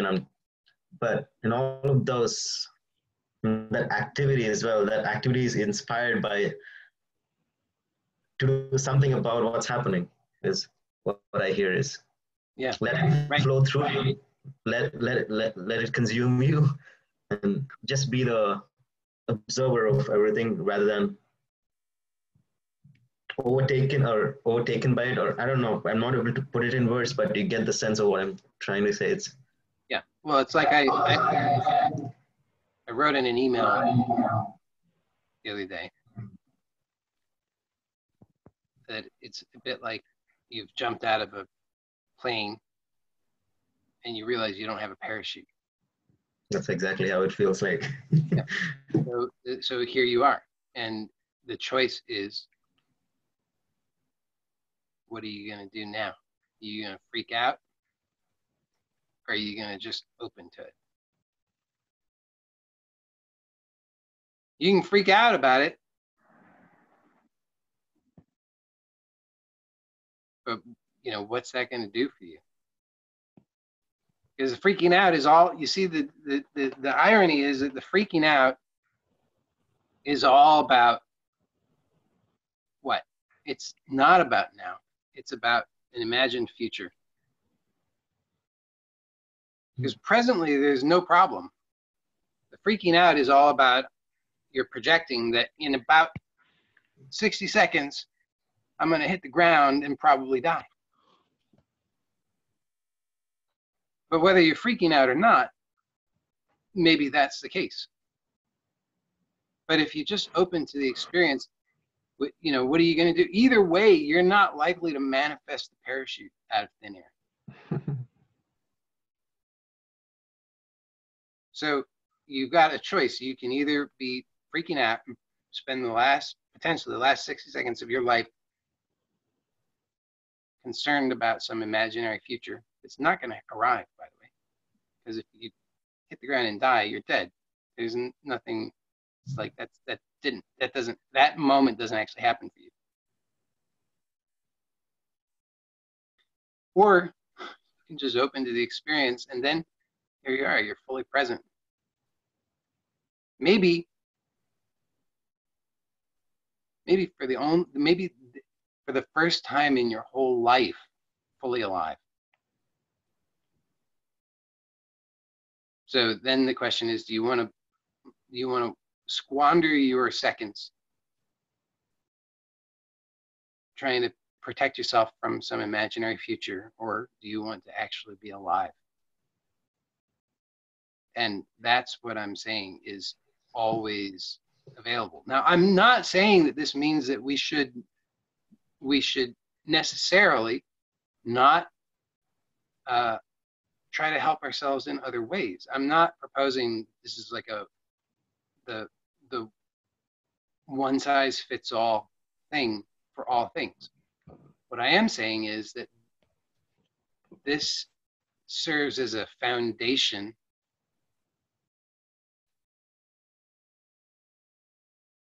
So what do I mean by that? What I mean is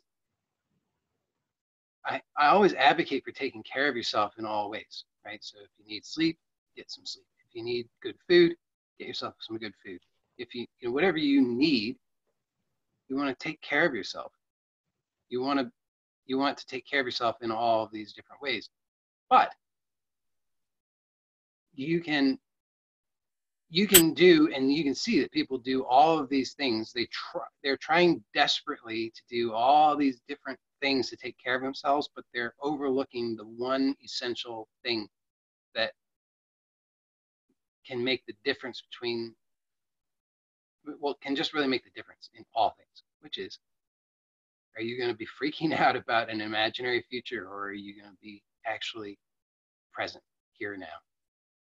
And when you're actually present here now, it's like, then you are able to better observe your experience, make better choices.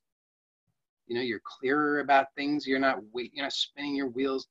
You know, like, I wouldn't recommend you do this, but if you're ever got nothing better to do, you can go hang out at the emergency room and watch the kinds of things that go on, and see the number of people who come into the emergency room who are not experiencing an emergency that can be helped at the emergency room. But they're freaking out and they don't know what else to do. They're like, I'm freaking out. I guess I'm going to the emergency room. And so if you're not freaking out, if you have clarity, then then you do your own triage, right? You know, you don't have to go demand that somebody else does the triage. You can actually assess, okay, is this an emergency? Is this an emergency that requires going to the emergency room? Am I just really hungry? Am I really tired? You know, like you can start to make more clear-headed choices from the clarity of being present versus freaking out. And so while cultivating this kind of awareness does not necessarily mean that you're going to have, in fact, I would say it doesn't mean that you're going to have only the kinds of experiences that you think you should have, and that you're never going to experience fear.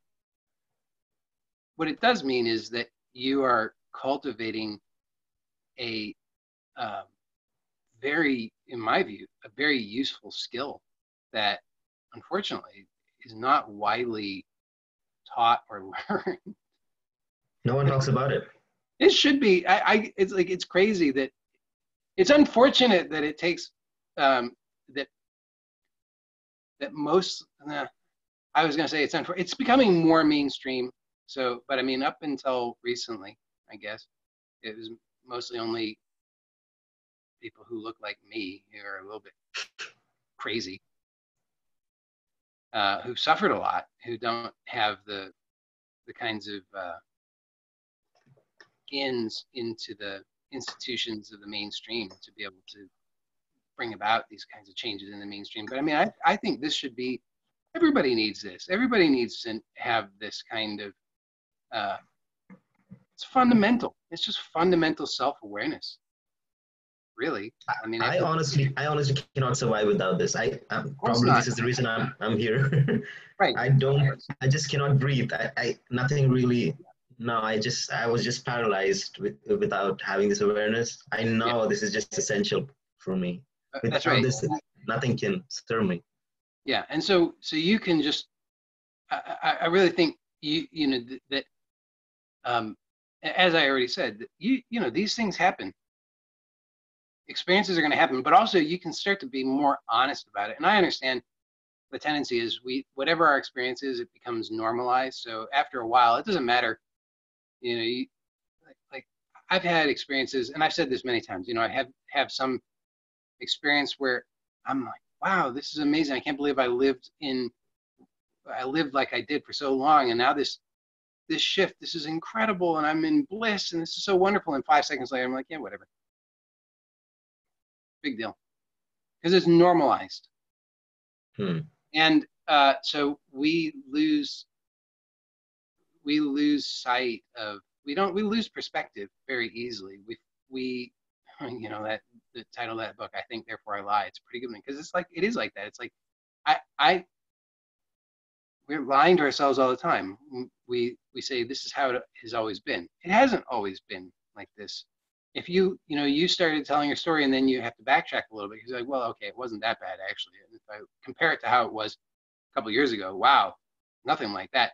So it is useful also to be honest about it like that, and to realize, okay, have a tendency to catastrophize, right? I want to make everything's always the worst, and this is, you know, this is just horrible. This means all these things. It's the end of the world. I'm a failure. I'm a loser. I'm never gonna be okay. I'm dying. You know, it's like, wait a second. Let's just be honest, because we can get really down on ourselves for all kinds of things. I mean, I can have all kinds of thoughts about why, you know, my own failings and why I'm a fraud and all these things. But if I'm really honest, I'm like, well, no, wait. As long as I'm sharing authentically from my own experience, I'm not a fraud. I mean, that's ridiculous. And as long as I'm sharing authentically about insights or discoveries or tools that are pointers that are genuinely useful and insightful, then that's helpful. And I often forget that, you know, sometimes I think, oh, well, everybody sees what I see. Everybody knows what I know. Everybody's had the experiences I've had. And I'm frequently reminded, no, that's not true. There are many people who don't see what I see or recognize what I recognize, haven't had the experiences I've had. And so point being, don't just don't believe your own thinking. It's just it is not. We like a lot of the time people think that their goal, they think what they want is to get rid of their thoughts or to have only pleasant thoughts. And I would say that I don't know. I don't know techniques for either of those really. I mean, I can tell you how to get rid of, stop thinking or stop focusing on your thoughts, but realistically, most of us aren't going to do that all the time. So we're going to have thoughts and we're going to be aware of those thoughts and we're going to identify with some of those thoughts. But to me, it's a much, much more useful skill just to recognize that you don't have to believe your thoughts, because then you're free to have whatever thoughts you have and you just don't have to believe them, because honestly, they're just not true. They really aren't. I mean, like, there's not a single one of them that's true. Yeah. If you have OCD, that's not the case though. Like, if you're conditioned, you're like, oh, this is, in the moment, it feels like, oh, like, this is absolutely true. This is terrible. Yeah, but that's what I'm saying. Is that's also that's why I would say that the skill, okay, the skill of not believing your thoughts is, Yep. I think, more powerful than only having positive thoughts or getting rid of thinking altogether. And the reason why is because what happens if you've if you've gotten rid of your thoughts, but then suddenly your thoughts return, well, then you're screwed, maybe. Or if you've got this skill of only having positive thoughts, but then you suddenly have some negative thoughts, then you're kind of screwed. But if you have the skill of not believing your thoughts, which to me is synonymous with just seeing what is, right? Because if you just see what is, then you realize that what is not what you think about it. What you think about it is sort of, well, it's like I said, it's always based on some conditioning. It's always about you're constructing it out of things that you think you already know. And ultimately, there has to be some assumptions made about what some of those component parts are. Because you say, I know what this is. You say, well, how do you know what that is? Well, because I know what some of these other things are. And okay, how do you know what those are? Well, because I know what some of these other things are. And you trace it back far enough, and you kind of have to come down to, okay, but there's these 5, 10, 100,000, whatever things that these little tiny component things that you think you know what they are. But in fact, it's just an assumption. You don't know what they are. You couldn't. And so, so just seeing what is, in many ways, it just resolves the whole thing. You know, you say, I feel, I feel terrified. Well, okay, just see what is, though, right? If you just see what is, you realize, I don't know. Pretend that you don't know what terror is, or what fear is, or what a tiger is, or what you are, or what anything is. Just pretend for a moment. And then how would you know what this experience is? Yeah. So you don't know what the experience is. And but you do have enough, I don't know, whatever you want to call it. I mean, you're successful enough as an organism that you're alive after all these years. So there's something in you that's working well enough. And so therefore, maybe you can just trust that if there's actually a real threat, that will, so it's like the organism will take care of that. If there's I'm pretty sure if the tiger suddenly appears, the organism is going to know that and is going to respond appropriately, not necessarily successfully, but appropriately, right? So rather than anticipating all the possibilities of what this could be and what it could mean, which only does what? It just reinforces the conditioning of, I'm this separate thing that's a victim in a hostile universe. I've got to protect myself. I've got to build up my fortress. Instead of doing that, just tell the truth, which is, well, I don't know, golly. I have no idea what this is. I don't know what this experience is. I know that my conditioning is screaming that this is fear and bad and I've got to do something. But look, there's nothing here.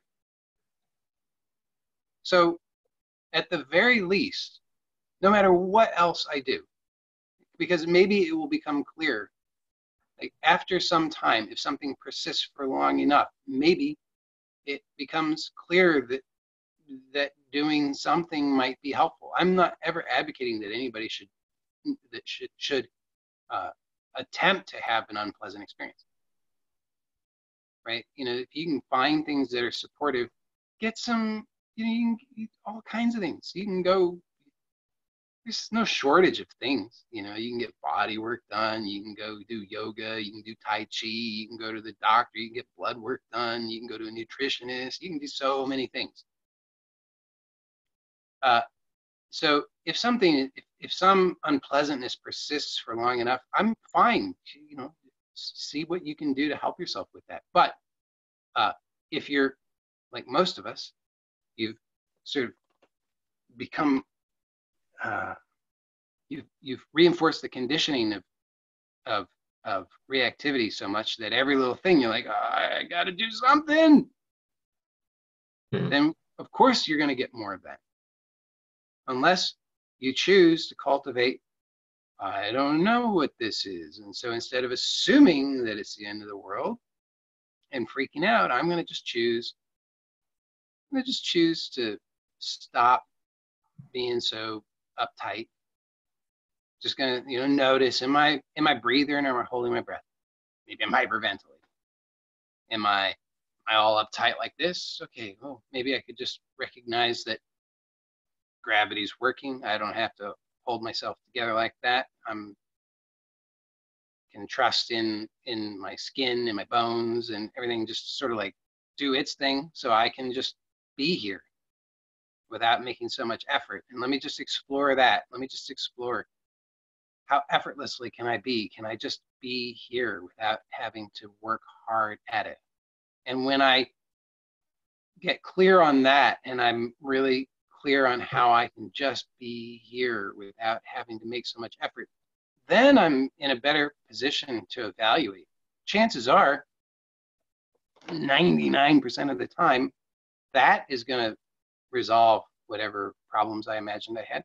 But in the 1% of the time that it doesn't, okay, now I can go do some Tai Chi or go to the nutritionist or whatever I'm going to do.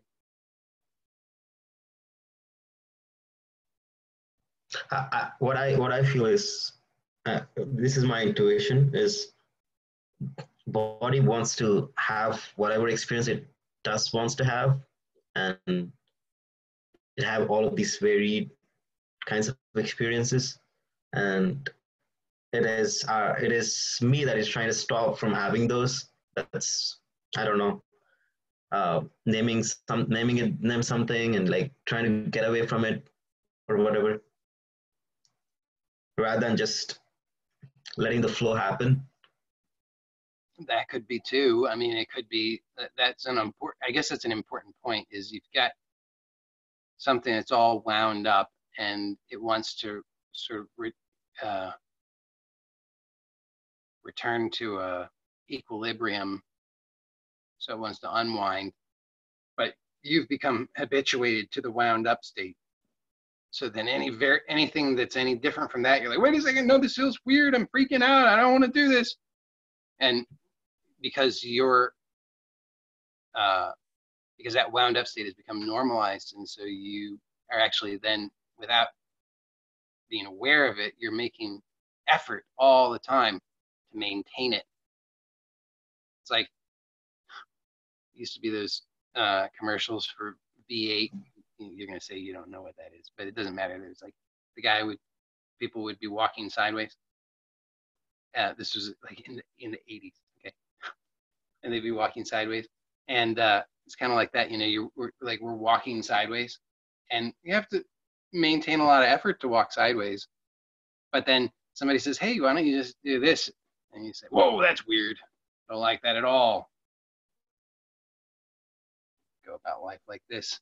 But it's strenuous to go about life like this, or to be all wound up. And so, yeah, naturally the body doesn't like that. The body's like, let's unwind. Let's get aligned. Let's get straight. You know, let's not be doing this. This is painful. But we're so, and I've had this experience many times. Is that takes some acclimation, and that's why the just observing can be so powerful. Because see, I've had this experience so many times. I'm habituated to this, to leaning like this, but because it's habitual, my nervous system says, oh, I'm upright, even though I'm leaning. So everything's been calibrated that this is upright. And yet like this, and then it says, no, that's all. Now I'm weird and tipped over. Gotta get back like this. And you get like, whoa, that's really weird. It's all wrong. I'm all tipped over. Upside down now. No, I'm gonna get back to this. This is correct. But it takes a while. It takes a while. Just get to upright, unwound, and there's something that's going to be screaming. That's going to be like, you got to get back to normal. But just don't. Just wait. Just have patience. Just check. That's why the observation is so helpful, because it helps to be truthful, right? Because you're screaming. It's like, this is all wrong. Okay, but wait. Rather than just saying it's wrong, let's take a look. What specifically is wrong? Let's find out. Okay, where am I making the unnecessary effort? And just start to look. Where am I making the unnecessary effort? Really look directly in your experience, and as you do so, you will become convinced through your own direct inquiry that actually I'm not making any unnecessary effort. Hallelujah. I am upright and unwound. And actually, this is so much better. But you just have to acclimate to it, because it wants to go right back to what's known. And so that's another thing, is that when things are unwinding, then that there's a tendency for things to come out of the woodwork, as we say. And you say, where did that come from? That's terrible. That's horrible. I haven't seen that for 2 years. Now I got to freak out. I'm going to freak out. And then say, wow, feel better now that I freaked out. It's like, okay, I'm back to normal. And then you just wait until the next time when you get too tired to maintain this. And then so it just has to do this. And you say, I feel weird. But you just check it out, okay? Because the thing is, you don't even know what this experience is. You really don't. Your mind is grasping for things. It's going to say, oh, I know this is, and it's always going to say it's bad. Oh, it's this bad thing, it's that bad thing, it's all these bad things. You don't know. So if you don't know, then just look honestly. Okay, but where am I making the unnecessary effort? Because maybe I'm just wrong about what I think it is. So let me just check it out. Actually, what's the one thing I can really observe directly? Am I making any unnecessary effort? Am I working hard to produce a particular posture of a particular frequency? And I mean, literally, just physically check it out, right? You can just notice, okay, am I holding my breath? Is my breath choppy? Am I scrunching up my forehead? Am I contracting my belly? Am I making fists? My shoulders hiked up?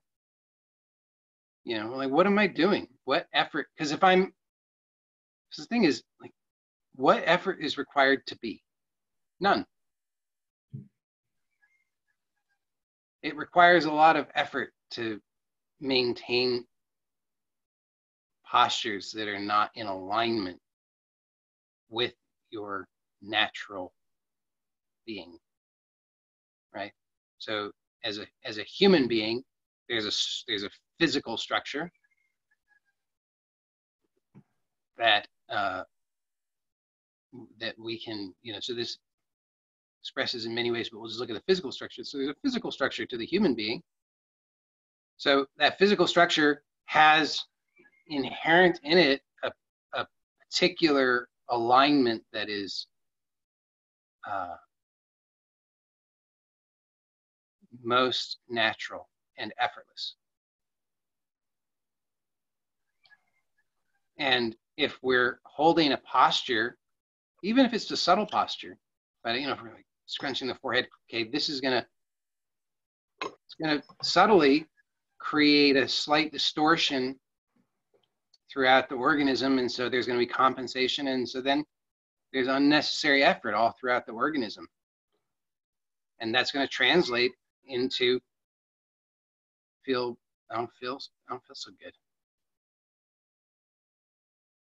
But then say, well, okay, so release the tension in your forehead, and you say, oh yeah, that's sort of better, but now I'm freaking out a little bit because I feel weird.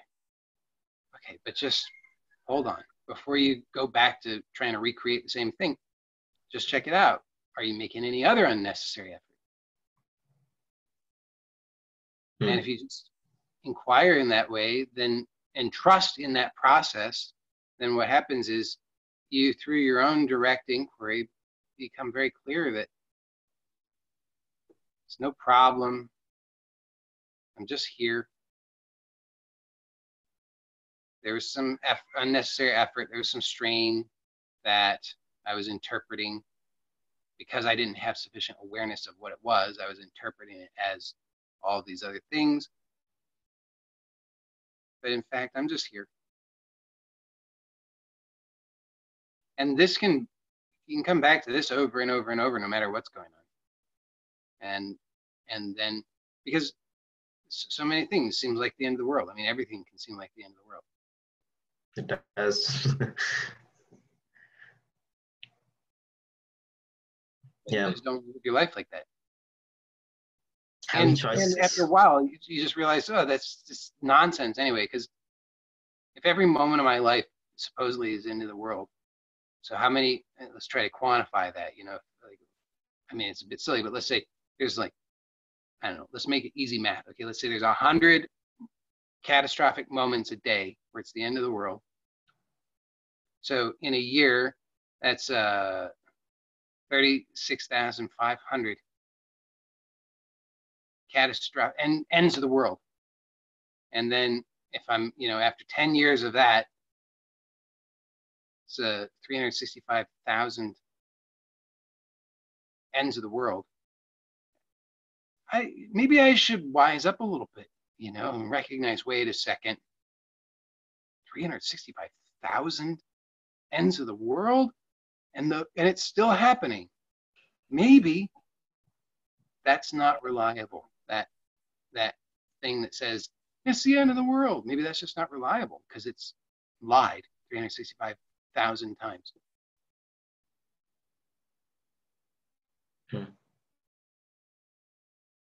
Or lied is maybe too strong of a word. It's just that's just what it does. It's just it's the thing that just it's the end of the world, and it's not the end of the world. It's like chicken little. It's Chicken Little. Sky is falling. Yeah, Chicken Little. You know that story? Oh yeah. Yeah. Chicken Little. I think I do. I remember the word though. This Chicken Little is convinced the sky is falling, and then is going to go tell the king, and along the way assembles this motley crew of animals, and then Foxy Loxy tricks them. And I don't remember what happens. I don't know if Foxy Loxy eats them. Certainly should, tell you. Because it's like, if you believe that the sky is falling, that's just sort of like, that's the trajectory right there. You just keep on, I'm going to tell the king, and then Foxy Loxy should eat you. So, it's just like the sky is falling. No, it's not. No, it's not. Like, question it. It's just like, it's the end of the world. No, it's not. 365,000 times you've told me that it's the end of the world, and it hasn't been the end of the world. So I don't think it's the end of the world now.